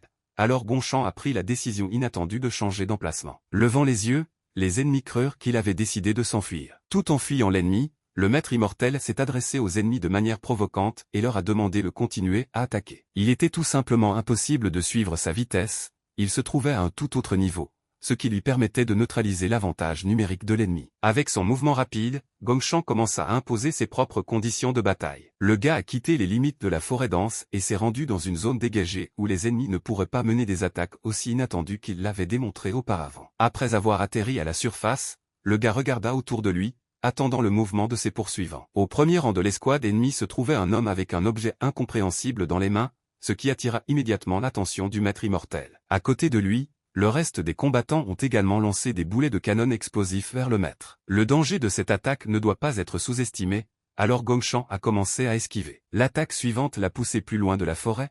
Le gars a été séparé de son élève. Des explosions d'une puissance incroyable produisaient un bruit qui pouvait être entendu partout dans la zone. Alors que Gonchamp était occupé à combattre avec tout un détachement ennemi, l'un des méchants est resté près de son camp. Weeva ne savait toujours pas comment déterminer l'énergie interne des autres, alors elle croyait à tort que la silhouette de son professeur s'approchait d'elle. Mais à mesure que l'étranger s'approchait, il lui devint clair que ce n'était pas Gonchamp. Regardant la barrière, l'homme considéra que c'était sa chance, car il remarqua que la technique commençait à s'affaiblir. La jeune fille effrayée a commencé à dessiner des scènes terribles dans sa tête, ne sachant pas ce qui l'attendait. En regardant autour d'elle, Vigva remarqua que sa barrière commençait à disparaître. La disciple du maître immortel commença à paniquer, la technique défensive se dissipa et elle se retrouva sans défense face à l'ennemi en face d'elle. Hurlant furieusement, l'assassin balança violemment la main, voulant se débarrasser du compagnon de Gonchamp. Viva n'avait jamais vu le sang d'une bataille d'aussi près qu'à ce moment-là. Heureusement, son professeur est revenu à temps et a réussi à la sauver. L'étranger a été vaincu un pas avant d'atteindre son objectif. En sauvant son cher élève, Gonchamp a littéralement perdu son apparence humaine. Il était froid, calculateur et calme. En s'approchant de l'enfant, le maître immortel lui demanda si elle avait très peur. Viva tremblait de peur. Au moment où l'ennemi est apparu devant elle, elle a commencé à craindre que ce soit la fin. Son mentor revint juste à temps. Malgré ses vêtements déchirés pendant la bataille, ce gentil sourire qui attirait tous ses camarades ne disparut jamais de son visage. Les larmes aux yeux, la jeune fille effrayée se précipita vers son professeur. C'était la première fois qu'elle se retrouvait dans une situation aussi dangereuse, alors comme prévu, elle se mit à pleurer fort lorsqu'elle vit le soutien du jeune maître. Gonchamp commença à rassurer son élève en lui disant que tout était en ordre. En larmes, elle a partagé ses expériences, disant que lorsqu'elle a entendu le bruit d'une explosion, elle a pensé que quelque chose était arrivé à son mentor. Le gars a immédiatement compris ce que voulait dire exactement Vigva. Se penchant vers l'étudiante, il dit qu'elle seule courait un réel danger. Ces bombes se sont avérées être un réel problème. Gonchamp a décidé de raconter brièvement ce qui s'est passé sur le champ de bataille hors de la vue de l'étudiant. Suite à l'utilisation de nombreuses bombes sur le champ de bataille, une colonne de poussière s'est élevée, ce qui a rendu difficile l'évaluation de la situation par les soldats ennemis. Les mercenaires sur deux croyaient qu'il ne restait aucune trace de leur ennemi, ce qui pourrait prouver qu'ils avaient accompli leur tâche avec succès. Mais il s'est avéré qu'ils ont tiré des conclusions hâtives et que le maître a pu survivre grâce à l'une de ces techniques. Étudier le contrôle spatial était la bonne décision. Cette connaissance sauva une fois de plus le maître immortel des tactiques ennemies inattendues. L'un des combattants expérimentés ne pouvait pas croire que le champ de protection du jeune maître l'avait aidé à se cacher d'une explosion aussi dangereuse et puissante. En regardant le jeune maître dans les yeux, il décida que ses forces s'épuisaient. L'escouade ennemie a continué à attaquer, ne permettant pas au gars de se reposer et de récupérer. Tous les combattants ont attaqué simultanément l'étudiant affaibli en arts martiaux de la secte de Jonam. Leurs attaques conjointes étaient plutôt bonnes, mais même Gonchamp épuisé était incomparablement plus rapide et esquivait facilement chaque attaque ennemie. La pression des mercenaires ennemis ne cessait de croître alors qu'ils tentaient de coincer le jeune maître. Il était très difficile de combattre 3 combattants à la fois. Gonchamp est complètement passé en défense. Après que Gonchamp ait sauté à une distance de sécurité, il a dû admettre qu'il était irrationnel et qu'il utilisait trop d'énergie pour se défendre. Après avoir analysé la situation, il a commencé à se rendre compte que le temps n'était pas en son faveur et qu'il devait se dépêcher. Considérant leur adversaire affaibli et incapable de quoi que ce soit, les tueurs à gages, anticipant la victoire, s'en prirent une nouvelle fois à l'étudiant de Jonam, ne lui laissant pas le temps de se reposer. L'expérience de Gonchamp lui a dit que dans ce cas, il valait mieux ne pas jouer et mettre fin à la bataille rapidement. Libérant son énergie interne, le gars a utilisé la technique de l'épée céleste et a immédiatement réduit la distance avec l'ennemi le plus proche. Une attaque éclair inattendue projeta le mercenaire ennemi vers ses camarades. D'un seul coup puissant, il réussit finalement à se débarrasser des restes des forces ennemies. En quittant le champ de bataille vainqueur, Gongshan a admis qu'il avait commis plusieurs erreurs, ce qui rendait la bataille assez dangereuse. Rappelant sa technique défensive, il a admis que le bouclier en acier l'avait aidé à éviter d'être gravement blessé. Après cette histoire, il a demandé à l'étudiante si elle pensait qu'il avait agi correctement à ce moment-là. Mais il n'a jamais entendu la réponse à sa question. Son élève s'est tellement détendue qu'elle s'est complètement endormie. Elle faisait confiance à son professeur, alors elle ne s'inquiétait pas et dormait paisiblement. Après 1 heure de marche, Gongshan a finalement vu quelque chose d'intéressant. De la falaise on apercevait un petit village avec un port. Il était heureux de trouver un tel endroit, estimant que Viwa avait besoin d'un bon repos. Lorsque la jeune fille s'est réveillée, elle a découvert qu'il n'y avait personne à côté d'elle. Viva s'est endormie assez tôt, alors se sentant joyeuse, elle s'est dirigée vers la porte à la recherche de son mentor. Elle ne savait pas ce qui s'était passé depuis la fin de la bataille, car elle ne se souvenait que du moment où elle s'était endormie sur les épaules de son professeur. La jeune fille était très heureuse lorsqu'elle a vu la belle vue depuis sa cabine. Réalisant qu'ils étaient à bord du navire, Vigva était très heureuse. C'était tout à fait prévisible, car c'était la première fois qu'elle naviguait quelque part sur un transport fluvial. La vue imprenable depuis le pont du navire la rendait vraiment heureuse. Appréciant la réaction de l'étudiant, Gongshan a déclaré qu'il se dirigeait vers un village légèrement plus grand que celui où il s'était arrêté pour la dernière fois. Il l'a prévenu qu'il y aurait beaucoup de monde là-bas, mais qu'il ne devrait pas avoir peur, car ils étaient tous amicaux. Craignant de la laisser à nouveau sans surveillance, le gars a demandé à être toujours avec lui. Leur navire n'était qu'à quelques heures d'arrivée dans la capitale Kano. Bientôt, ils se retrouvèrent dans un petit port. La capitale était remplie de marchands et de touristes ordinaires qui venaient du port à la recherche de quelque chose d'intéressant et de nouveau. Ayant visité un tel endroit pour la première fois, il était difficile pour la jeune fille de suivre tout ce qu'elle n'avait jamais vu auparavant. Vigva prêtait littéralement attention à tout ce qui l'entourait. En raison de son intérêt, elle a presque perdu de vue le maître et, se souvenant de ses paroles selon lesquelles il devrait être à proximité, a immédiatement couru dans sa direction. L'enseignant a demandé à la fille de ne pas bâiller et d'être toujours à proximité. Le curieux Vigva a demandé en réponse où ils allaient. Le gars a répondu qu'ils iraient d'abord au marché noir. La fille savait déjà ce que c'était et supposait qu'il y trouverait des produits intéressants et les armes rares. Le gars a confirmé ses suppositions et a averti que si elle se perdait soudainement, elle ne devrait alors demander son chemin qu'aux mendiants de la cabane, car ils savent tout ce qui se passe sur Terre. Vigva ne savait pas encore de qui elle parlait. En regardant autour d'elle, elle a vu beaucoup de monde, alors elle a demandé comment elle pouvait les trouver. Gongshan a répondu que chaque personne a sa propre vague d'énergie et sa propre aura, donc une personne qui maîtrise les arts martiaux se sentira plus forte. Ces paroles ont intrigué la jeune étudiante, car elle ne comprenait même pas ce qu'étaient les ondes d'énergie. Avec un sourire sur son visage, le gars a répondu qu'elle n'avait commencé son entraînement que récemment, donc elle ne devrait pas s'inquiéter, car la sensation de l'aura lui viendrait avec le temps. Elle pouvait encore remarquer une certaine aura, et c'était l'odeur terrible d'un des passants, à laquelle la petite fille réagissait très vivement, disant à haute voix qu'elle sentait une sorte de puanteur. Les paroles de l'étudiant ont touché le sentiment du gars qui passait. Avec un regard hostile, il lui demanda si elle l'avait dit exprès pour qu'il puisse entendre. Le regard de l'inconnu terrifia la petite fille, mais il s'est avéré que son parfum l'a conduite à cette même cabane de mendiants, pour laquelle Gongshan l'a félicité. D'un simple coup d'œil, l'inconnu réalisa qu'il s'agissait d'invités de la secte Shonam. Après avoir regardé attentivement sans écouter le discours de Gongshan, il le reconnut comme un maître immortel. Gongshan ne pouvait pas croire que les rumeurs se propageaient si vite.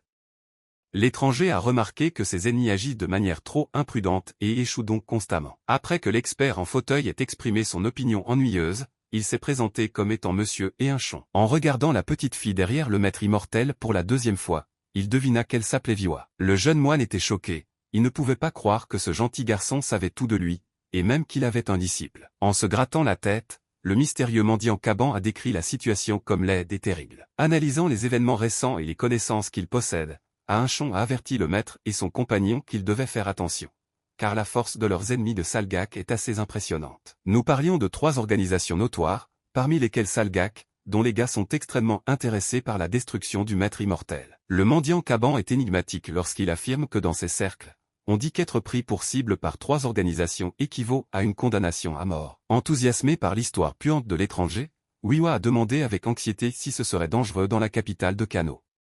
Le gars a répondu que c'était toujours dangereux, alors elle devrait simplement faire confiance au professeur et continuer à développer son esprit. En revenant à la conversation avec Gongshan a appris que tout le monde dans le groupe Bonpa le savait déjà. Après cela, il a demandé comment se rendre au soi-disant trou noir le plus proche. Il s'est avéré que nous parlions d'un magasin noir et, ayant appris son adresse, les gars ont immédiatement acheté des objets utiles pour leur voyage. Ils ont eu de la chance et dans le magasin, il était encore possible d'acheter les livres nécessaires à l'étude des techniques appelées Aigle Noir et Minute Tonju. Wiwa en avait déjà entendu parler. L'aigle noir est l'une des attaques empoisonnées avec lesquelles le maître peut libérer du poison à deux mains. Il s'est avéré qu'elle avait lu cette technique dans un livre, mais n'avait aucune idée de ce que Min Tongjin voulait dire. Son mentor attentionné lui a expliqué qu'il s'agissait d'une technique conçue pour recueillir des informations. Il vous permet de connaître dans une certaine mesure l'emplacement et la distance par rapport aux ennemis. Les deux arts martiaux qu'ils ont réussi à obtenir ont été extrêmement utiles. Sur le chemin de leur prochain arrêt, le gars expliquait à l'étudiant combien d'arts martiaux incroyables elle devait encore apprendre et dans quelle situation ils seraient utiles. Puis ils se sont retrouvés au pied des mendiants Kebana, qu'ils ont rencontrés dès leur arrivée dans la capitale. Et Inchon a été très surpris d'entendre la demande de protection de Gongshang. Il leur a demandé de l'aider dans les 10 jours si cela ne leur était pas trop difficile. L'attitude envers leur proposition était ambiguë. Les membres du groupe local ont commencé à discuter des risques. Les rumeurs selon lesquelles les tueurs de l'organisation Salgak poursuivaient les gars de Shonam les hantaient et soulevaient des doutes sur la sécurité d'un tel accord. Malgré le comportement de ses camarades, il a répondu qu'il n'avait pas peur que leur groupe se heurte à des ennemis aussi dangereux. Sa seule préoccupation était que cela coûterait une somme d'argent considérable. Gongshan fut surpris que cette fois il ne puisse pas s'en sortir avec juste des informations. Alors il fouilla dans sa poche pour sortir son portefeuille. Sortant plusieurs pièces de monnaie, il les remit au chef d'un groupe local avec lequel il était en bons termes. En regardant la paume de Yingshon et en voyant seulement 2 pièces d'or, le gars se sentit quelque peu déçu. Remarquant sa réaction, Gongshan et son élève se sont inclinés respectueusement et ont déclaré que plus tard, ils rembourseraient certainement la dette autant que possible. Les paroles du célèbre maître immortel de Kano ont suscité la confiance du chef du groupe. Il ne s'y est donc pas opposé. Le gars s'est assis à côté de son élève et lui a demandé sérieusement de prendre ce qui se passait comme une urgence. En serrant l'étudiante dans ses bras, il lui a assuré qu'elle ne devait pas s'inquiéter. La jeune fille se jeta dans ses bras avec confiance, estimant qu'à côté de lui elle ne devrait avoir peur d'aucun ennemi. Gongshan a promis qu'il reviendrait bientôt. Ce comportement doux n'a fait qu'augmenter la confiance du groupe envers l'étudiant de Jonam. Certains d'entre eux étaient si sensibles à ce qui se passait qu'ils pouvaient à peine retenir leurs larmes. Voyant la réaction positive de ses camarades, leur chef a déclaré qu'à partir de maintenant, Kebang sera responsable de la sécurité personnelle des invités de Jonam pendant 10 jours. Ces propos ont immédiatement reçu le soutien des autres membres du groupe. Le taoïste Gongshan les a respectueusement remerciés pour leur soutien et leur a exprimé leur confiance. Ayant quitté l'antre du groupe amical, le maître immortel alla se préparer à accueillir les invités. Ils ont déjà lancé l'appât, il ne leur reste donc plus qu'à attendre la visite des méchants. Avant de leur dire au revoir, une autre condition a été ajoutée à l'accord. Gongshan lui a demandé de répandre une rumeur qui aiderait à attirer l'attention de Salgak. Anticipant une rencontre avec des ennemis, Gongshan poursuivit ses préparatifs. Pendant ce temps, le Keban avait déjà commencé à agir et de nouvelles conversations apparurent au sein de la ville. Les rumeurs se sont répandues assez rapidement et 2 observateurs locaux sont immédiatement devenus actifs dès qu'ils ont entendu parler de l'une des 3 organisations meurtrières les plus dangereuses. Ils disposaient d'informations selon lesquelles des hommes courageux avaient décidé de combattre Salgak face à face. Le deuxième participant à la discussion sur les rumeurs dans un établissement local a admis que l'idée n'était pas mauvaise et que des événements intéressants les attendaient. Il pensait que la réputation de Salgak s'effacerait s'ils étaient incapables de traiter avec Sansadoep. Les oreilles de l'organisation ennemie étaient partout et cela a fonctionné à l'avantage des gars de Keban. Leur plan a commencé à porter ses fruits. L'éclaireur, rempli de rage, n'a pas pu le supporter et, par colère, l'a écrasé dans ses mains dans un verre de saké.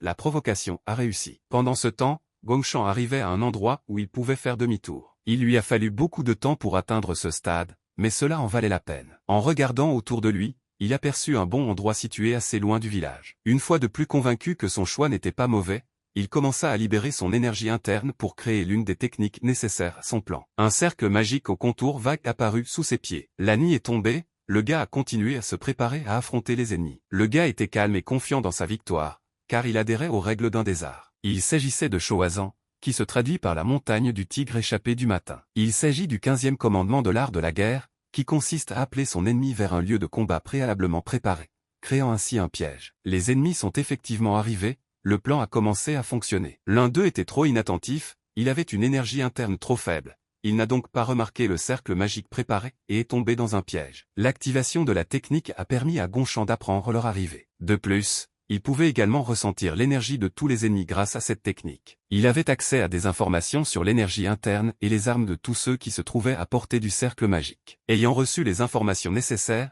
le gars était prêt au combat. Il décida de saluer Salgak comme il se doit, alors il sortit de sa poche intérieure un cadeau de bienvenue. Dans ses mains se trouvaient des aiguilles empoisonnées qu'il avait achetées dans l'un des magasins sombres de la capitale. Leur légèreté était un excellent avantage pour lancer avec accélération. Sentant le danger, les ennemis se figèrent sur place. En un instant, la forêt dense commença à se remplir d'appels à l'aide, les aiguilles renforcées étaient si rapides qu'elles ne donnaient même pas aux ennemis une chance de se défendre. Les membres en colère de cette dangereuse organisation se sont précipités pour attaquer, motivés par l'émotion. Leur nombre était tout à fait prévisible, ils convergeaient vers le champ de bataille de tous les côtés de la forêt. Mais Gonchan ne fut pas surpris et attendit silencieusement ses ennemis. Il se trouvait dans une zone dégagée entourée de forêt.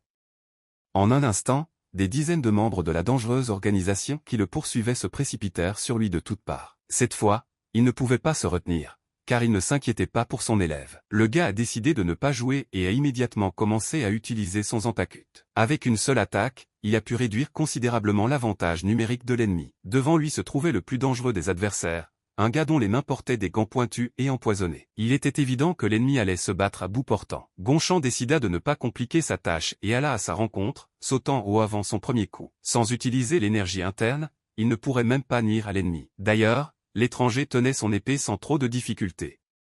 L'arrogant guerrier Salgak a déclaré que Gonchan était un véritable imbécile, puisqu'il ne pratiquait que dans les montagnes. C'est pourquoi il ne pouvait pas apprendre la mystérieuse mémorisation. Afin de ne pas être verdeux, il a décidé de démontrer son avantage dans la pratique et a lancé un coup puissant, avec lequel il voulait achever le jeune et supposé maître immortel. Malgré son excellente réaction, Gonchan fut incapable de faire face à la vitesse de l'ennemi. Pour éviter tout risque, il a sauté à une distance de sécurité afin d'analyser les capacités de l'ennemi. Il s'est avéré qu'il était pressé lorsqu'il s'est précipité si inconsidérément sur le guerrier le plus puissant de l'escouade ennemie. En raison de l'attaque ennemie, ses vêtements ont été déchirés et l'énergie sombre de l'ennemi a commencé à s'infiltrer à travers eux. Rempli de rage, l'ennemi se mit à crier qu'après son coup, du poison commençait à s'infiltrer dans le corps blessé de l'étudiant de Jonam.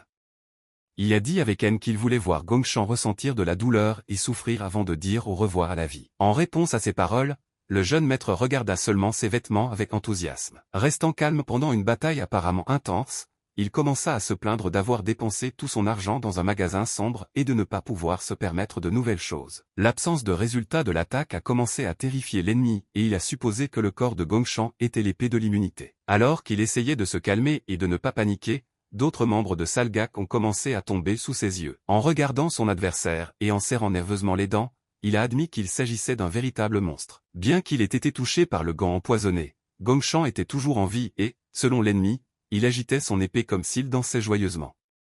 Il pouvait décrire l'épée du jeune maître comme étant terriblement rapide et précise, ce qui le faisait encore plus peur. Craignant une attaque rapide, l'homme a décidé de réfléchir à la façon de cacher son point faible, mais il était trop tard. N'ayant aucune chance face à la vitesse de maître Jonan, il manqua l'attaque du jeune maître et tomba. Après avoir neutralisé l'un des adversaires les plus dangereux, Gonchan a appelé les ennemis restants à ne pas hésiter à se battre. Les forces restantes ont attaqué l'immortel en même temps, considérant leur supériorité numérique comme la force décisive. Mais le contrôle de l'espace et les excellentes compétences dans l'utilisation du Zanpakuto ne laissaient aucune chance aux ennemis de s'échapper. Sentant subtilement le mouvement de son épée, le gars a continué sans effort à détruire les membres de la dangereuse organisation les uns après les autres. Sa capacité à apprendre rapidement les arts martiaux a fait de cette bataille une séance d'entraînement de routine, où au lieu d'entraîner des poupées, il a utilisé des méchants qui ont paniqué. Gonchan ne s'embêtait plus avec des pensées inutiles et une analyse constante des plans de chaque adversaire. Ses frappes radiales ultra rapides empêchaient quiconque de s'approcher de lui avec une épée. Un étudiant du clan Jonam a terminé le combat contre l'une des organisations les plus clandestines sans une seule blessure. Le dernier de ses ennemis tomba à genoux à cause de graves blessures. En regardant le champ de bataille,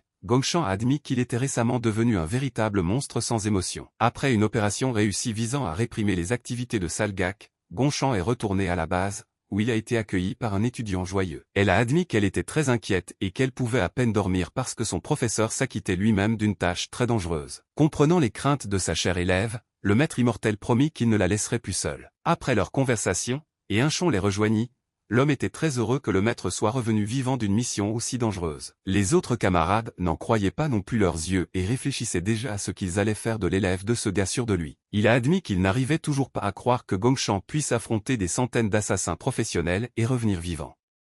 Il n'avait tout simplement pas assez de mots pour décrire leur admiration. Les gars étaient déjà occupés à discuter de la façon dont ils devraient répandre des rumeurs sur les événements récents. Provisoirement, ils ont appelé cela une bataille de salsa. Le fait que Gongshan soit sorti vivant de ce combat signifiait la défaite évidente de toute l'organisation. Les rumeurs se sont répandues presque instantanément et dans les rues bruyantes de la capitale, tout le monde parlait de la chute en l'honneur de l'organisation Salgak. Dans le contexte de cette nouvelle, les gens ont commencé à parler encore plus souvent de la secte Jonam, et tout cela grâce aux efforts de leur élève le plus talentueux. Malgré le calme du maître immortel lui-même, la secte Jonam prenait ces événements plus au sérieux car leurs disciples étaient persécutés. Compte tenu de ces circonstances, le chef du clan a été contraint de demander le soutien de la Ligue Murim. Pendant ce temps, une discussion animée a commencé au sein de la Ligue Murim, dans laquelle le nom du maître immortel a été mentionné à plusieurs reprises.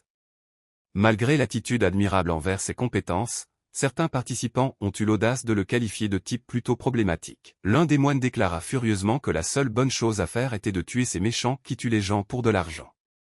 Après des paroles aussi bruyantes, une autre discussion a commencé, pleine de disputes et de conflits d'intérêts entre les représentants de différents clans. Les guerriers de la Ligue Murim ont continué à attaquer et à poursuivre Salgak pendant 6 mois, et à mesure que le nombre de victimes parmi les membres de l'organisation criminelle augmentait, leur désir de poursuivre le taoïste du clan Jonam s'est progressivement estompé. Grâce à cette réaction de l'Alliance à la demande d'un des participants, Murim a renforcé sa position d'organisation la plus influente de Kano. Le lendemain, de nouvelles aventures attendaient le bonhomme. Alors qu'il se promenait dans les rues de la capitale, un inconnu s'est adressé à lui par son nom. Il s'est présenté comme un moine nommé Omokwan, responsable de l'hôtel du temple bouddhiste Ojan. Gongshan en avait déjà entendu parler, mais ne l'avait jamais vu auparavant. L'homme a poursuivi son discours et a déclaré qu'il avait conclu un accord avec le groupe Jonam pour une coopération à long terme et qu'il travaillerait donc au temple à partir de cette année. Il a admis qu'il attendait avec impatience l'arrivée de l'ermite à Pékin. Il s'est avéré qu'il ne s'est pas tourné vers lui seulement pour faire connaissance, il voulait demander de l'aide au maître immortel. Afin de ne pas perdre de temps, le moine invita Gonchol et son compagnon à l'intérieur du temple. Ils ont été reçus comme prévu. Les rumeurs sur la moralité du jeune maître suggéraient qu'il devrait être accueilli soit avec de la nourriture, soit avec de l'argent. Après avoir mangé à sa guise, Gongshan était satisfait du service du plus haut temple du Haut-Pékin. Après un agréable déjeuner dans l'immense salon, il était prêt à coopérer. Ne connaissant pas les intentions de ses collègues de la capitale, le type a demandé à l'étudiante ce qu'elle en pensait. La jeune fille ne pouvait même pas imaginer ce qui intéressait exactement les moines locaux. Alors qu'elle réfléchissait aux options possibles, Gongshan a déclaré que cela était probablement dû aux besoins de leur force. Viva croyait que le pouvoir n'était pas toujours une mauvaise chose. Elle espérait que les plus hospitaliers ne leur demanderaient pas de faire quelque chose de ignoble. En réponse à ces paroles, Gongshan a commencé à rire, après quoi il a demandé de ne pas se compliquer la vie avec de telles hypothèses et lui a conseillé de ne pas s'inquiéter. Malgré sa réaction, il était lui-même sur ses gardes, car un des moines s'approchait déjà de leur salle. Le gars a commencé à analyser l'état de l'énergie interne du moine et, faisant confiance à ses sentiments, a déterminé qu'il avait amélioré ses propres capacités depuis au moins 10 ans, ce qui a fait de lui un maître vraiment digne. C'était Monsieur Mokwan lui-même. Gongshan commença à se demander quelle demande il leur avait adressée. En s'approchant de la porte, l'homme décida de ne pas entrer sans demander et s'arrêta. Ses manières étaient d'un niveau élevé, ce qui convenait vraiment à un représentant d'une organisation aussi incroyable. L'armée privée Ojan était connue pour sa production de biens de haute qualité avec une longue histoire remontant à l'Empire Yuan. Les autorités sont très favorables à Ojan, car la médecine y est développée et ils ont toujours eu des produits de la plus haute qualité qui ont attiré leur attention. L'armée privée a donc renforcé son pouvoir, mais plus récemment, elle a eu des raisons personnelles qui l'ont obligée à se tourner vers le groupe Shonam. Ayant rencontré l'homme dans la grande salle, Gongshan était convaincu que son hypothèse était correcte. L'armée Ojan a approché les Shonyam avec une idée très intéressante, pour la mise en œuvre de laquelle ils avaient besoin de la force brute de leur célèbre moine ermite. Sa tâche était de procéder à une sorte d'inspection, au cours de laquelle ils donneraient un avis sur la question de savoir si leurs troupes étaient suffisamment préparées pour se défendre avec succès contre d'éventuelles attaques de méchants. Il s'est avéré que c'était une mesure nécessaire. Leur principal problème était que l'armée privée de Dazambal a commencé à inciter l'armée de Bon.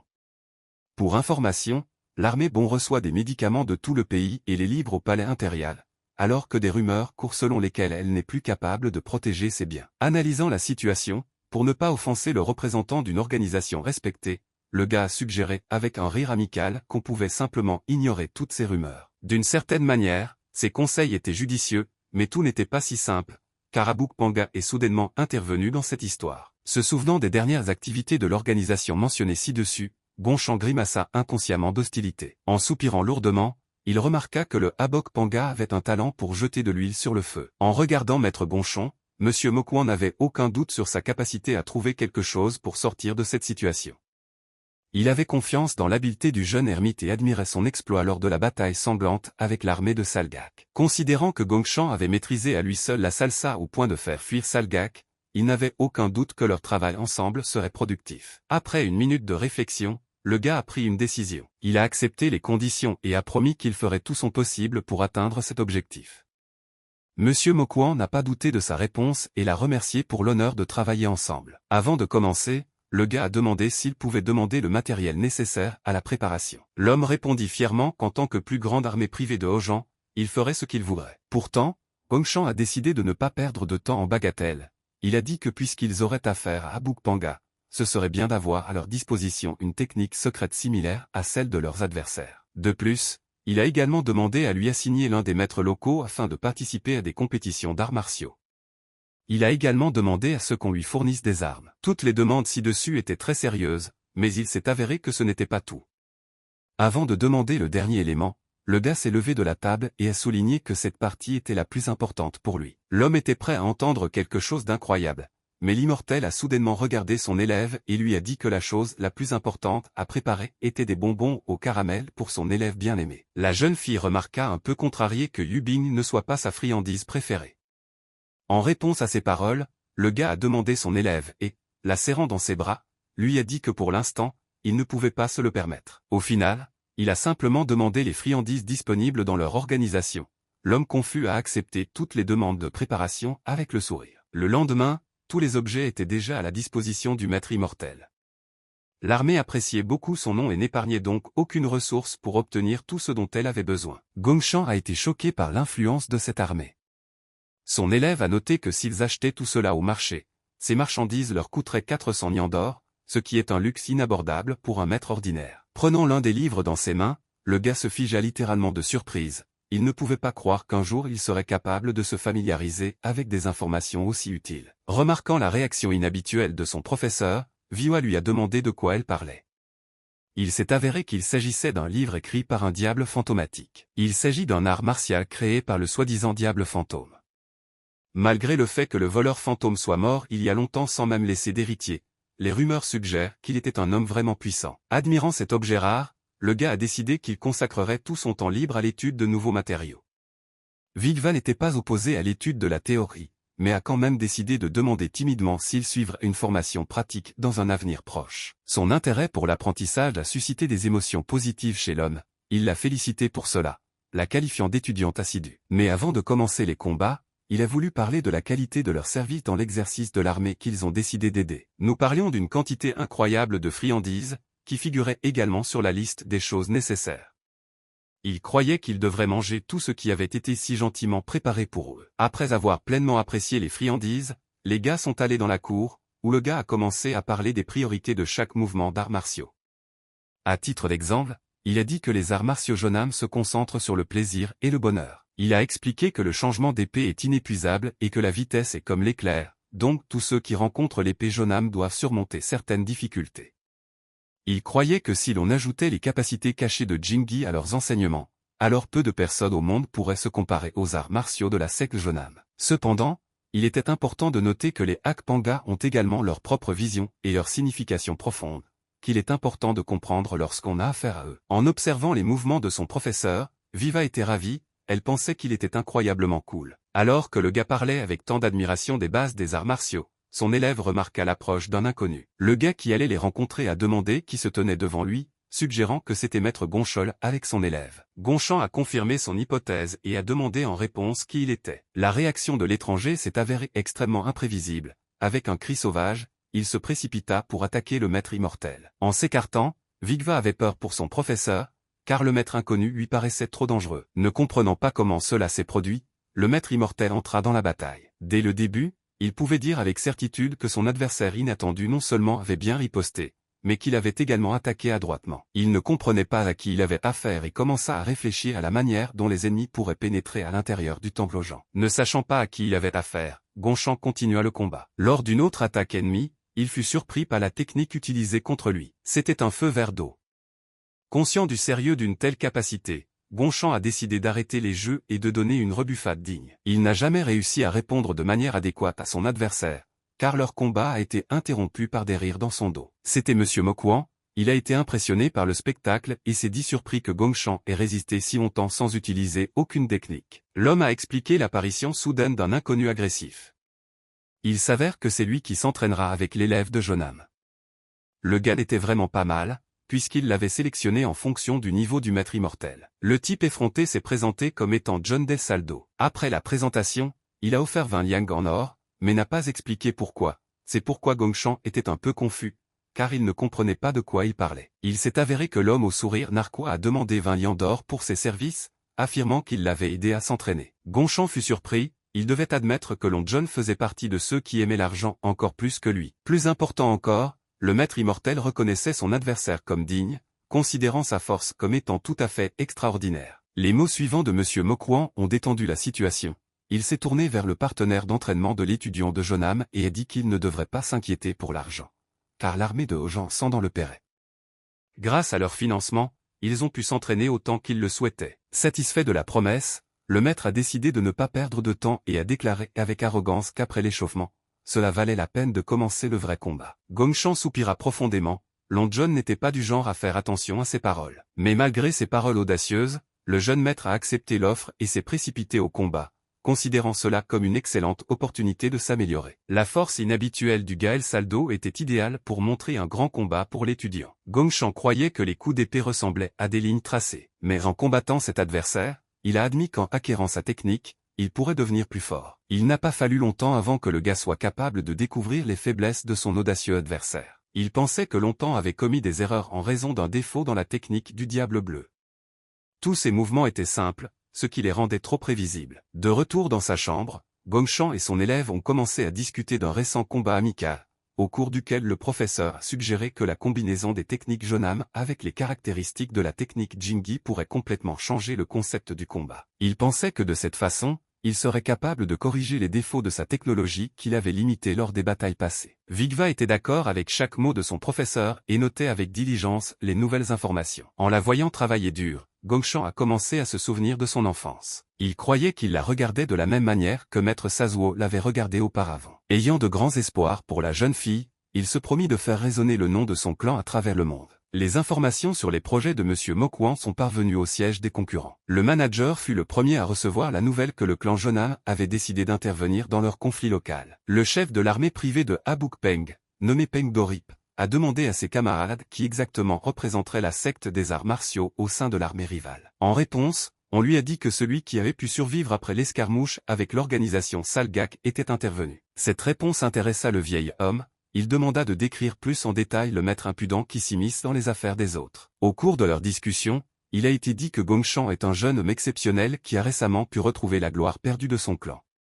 En outre, il était célèbre pour avoir survécu à la persécution de Salgak, après quoi il a complètement exterminé un détachement entier de l'organisation, comptant une centaine de combattants. Ayant appris que Shonam s'immisçait dans leurs affaires, Monsieur Peng Dorip demanda à son fils aîné ce qu'il allait faire de l'insolence du jeune maître. Les participants à la réunion ont commencé à discuter à voix basse des options possibles pour résoudre ce problème. L'un d'eux a suggéré qu'il valait la peine d'élaborer un plan bien pensé pour éliminer le maître de Jonam, après quoi il ne leur serait pas difficile de traiter avec leurs concurrents. Mais ces paroles n'ont pas été prises au sérieux, estimant que Gongshan était non seulement fort, mais aussi loin d'être stupide. Un homme plus raisonnable a déclaré que le maître immortel de la célèbre secte ne pouvait pas être vaincu non seulement par les jeunes, mais même par le vieux sage le plus fort de leur armée.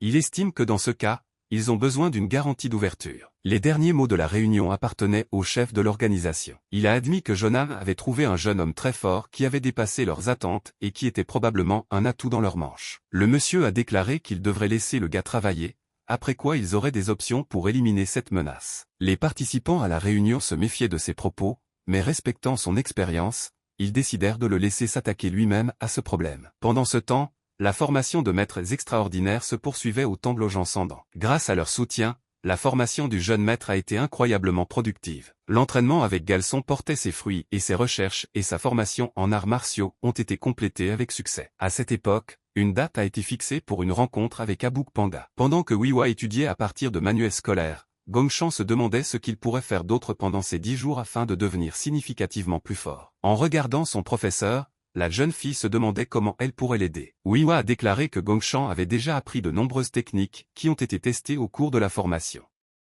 Elle ne comprenait pas pourquoi il s'embêtait avec de telles questions. Il s'est avéré que le Hojan Sandan a appris que quelles que soient les circonstances, le maître immortel devait devenir encore plus fort. Il ne cherchait pas à vaincre l'armée des soldats rivaux, il voulait avant tout atteindre le niveau de Wagya. Le seul indice était d'entraîner son esprit, mais il avait peur que s'il commettait une erreur, l'énergie refluerait dans le cerveau et dans ce cas, il pourrait perdre la tête. Il avait peur de prendre autant de risques, alors il a continué à chercher des moyens d'atteindre de nouveaux niveaux de force, en continuant à mener des recherches et à confirmer les résultats de l'entraînement. Extrêmement perplexe face aux paroles du maître, Wiwa lui demanda pourquoi il voulait devenir plus fort. Gongshan ne savait pas exactement comment répondre à cette question. Alors il a dit à titre d'exemple que les gens qui veulent devenir riches ne veulent pas réellement devenir riches, mais se libérer de l'argent. Comme exemple plus évident, il a dit que les riches peuvent manger n'importe quelle nourriture qu'ils veulent, ce qui les rend indépendants des circonstances qui oppriment tous les pauvres. D'un autre côté, le pouvoir des riches leur coûte du temps, tandis que les pauvres ont plus de liberté dans leur choix d'action et leur projet de vie. Tout en continuant à s'entraîner, Gongshan a déclaré qu'en devenant plus fort, il serait capable de se libérer de tout danger dans n'importe quel domaine. Pour lui, les arts martiaux sont la source d'une telle liberté. Vigva s'est souvenu des paroles de l'enseignant, estimant qu'elle s'efforce également d'atteindre ses objectifs. Après avoir terminé sa formation, Gongshan a suggéré de se rendre en ville pour se promener à l'extérieur du temple. Les rues de la ville étaient si bondées que Wiwa commença à s'inquiéter un peu. Afin de ne pas manquer de clients potentiels, des employés de l'armée privée Hojan Sandan étaient également présents et ont annoncé des ventes sur leur propre marché. Se rapprochant de l'homme, Gongshan le prit au dépourvu lorsqu'il lui demanda maladroitement l'emplacement du magasin de nous le plus proche. Un peu confus par la surprise, l'homme leur suggéra d'aller plus loin dans la rue jusqu'à atteindre la cour de Chompingpin. Ayant entendu parler de la Chompingpin Guest House, Gongshan a immédiatement oublié ses problèmes et a décidé avec un plaisir incroyable d'aller leur rendre visite. Arrivés dans le hall d'un établissement réputé, ils furent accueillis avec tous les honneurs et conduits à une table libre. Les gars ont admiré la beauté de cette pièce, en regardant le vaste assortiment de nourriture. Ils étaient un peu confus, ne sachant pas quoi choisir. Leur choix s'est porté sur les nouilles au porc, car la plupart des herbes décrites leur étaient inconnues. Profitant de sa position, Gongshan a invité l'employé qui l'accompagnait à le rejoindre, il ne s'y est pas opposé. Leur nourriture fut préparée assez rapidement et les gars affamés attaquèrent la table débordante de nourriture délicieuse. Des sourires sincères ont apparu sur les visages du maître et de son élève. Pendant ce temps, ils étaient déjà suivis par des représentants de l'armée rivale. Gongshan ne put s'empêcher de le remarquer, alors sans arrêter de mâcher, il se retourna et regarda le balcon. Les regards des étrangers étaient complètement hostiles. Le maître qui se tenait devant semblait regarder spécifiquement leur table. L'officier de l'armée privée accompagnant le maître immortel a déclaré qu'il s'agissait certainement de concurrents de Abouk Peng. Après ces paroles, l'un des étrangers a sauté du balcon. Il a entendu leur conversation, alors quand il est descendu, il a immédiatement pointé du doigt l'homme et lui a demandé nerveusement qui il était et comment il les connaissait. Le représentant de l'armée alliée s'est incliné respectueusement et a déclaré qu'il n'y avait personne dans cet endroit qui ne reconnaissait les habitants de Abouk Peng. Il justifia sa conversation en disant que le maître et son élève visitaient cet établissement pour la première fois. Il ne savait donc pas qui les surveillait de si près. Sa réponse polie ne convenait pas à l'homme nerveux. Il attrapa le pauvre garçon par les vêtements et lui demanda furieusement de répondre à question de savoir qui ils étaient. Après ces mots, un bruit fort retentit dans toute la salle, attirant toute l'attention. C'était Gongshan, il ne pouvait plus regarder cette honte et pour l'arrêter, il frappa bruyamment la table. Alors que l'attention de tous les visiteurs était spécifiquement tournée vers lui, il cria avec impatience que les étrangers étaient extrêmement grossiers. Naturellement, cette provocation a parfaitement fonctionné. En réponse à la réaction de colère du représentant de l'armée Abouk Peng, Gongshan, sans aucune crainte de leur autorité, a commencé à s'avancer vers lui, disant que le maître en face de lui était mal élevé, car il ne savait pas comment communiquer avec les anciens. Qui est la base de l'étiquette. Tandis que l'homme agressif restait hors de lui avec rage, un homme vint à son secours, lui disant que le jeune impudent qu'il ne connaissait pas avait la langue trop acerbe. Le reste de leur équipe le rejoignit, après quoi il demanda si Gongshan était vraiment assez courageux pour se moquer de leur famille. Le maître immortel poursuivit son discours, notant que le vieil homme qui s'était joint à leur conversation avait dû entendre un de ses camarades s'adresser aux anciens. Il a déclaré son incapacité à comprendre pourquoi un homme impétueux s'en sortirait en ne respectant pas le vieux commandement du respect de ses aînés. La réponse a rendu furieux l'homme sûr de lui et il a commencé à partager l'indignation de son jeune camarade. Posant la main sur son épée, il demanda au jeune homme qui se tenait en face de lui comment il osait ouvrir la bouche. Réalisant que les choses se dirigeaient vers un combat, Gongshan a décidé de les aider à prendre cette décision et a noté de manière provocatrice qu'à Abukpanga, il préférait recourir à la force plutôt qu'à la communication.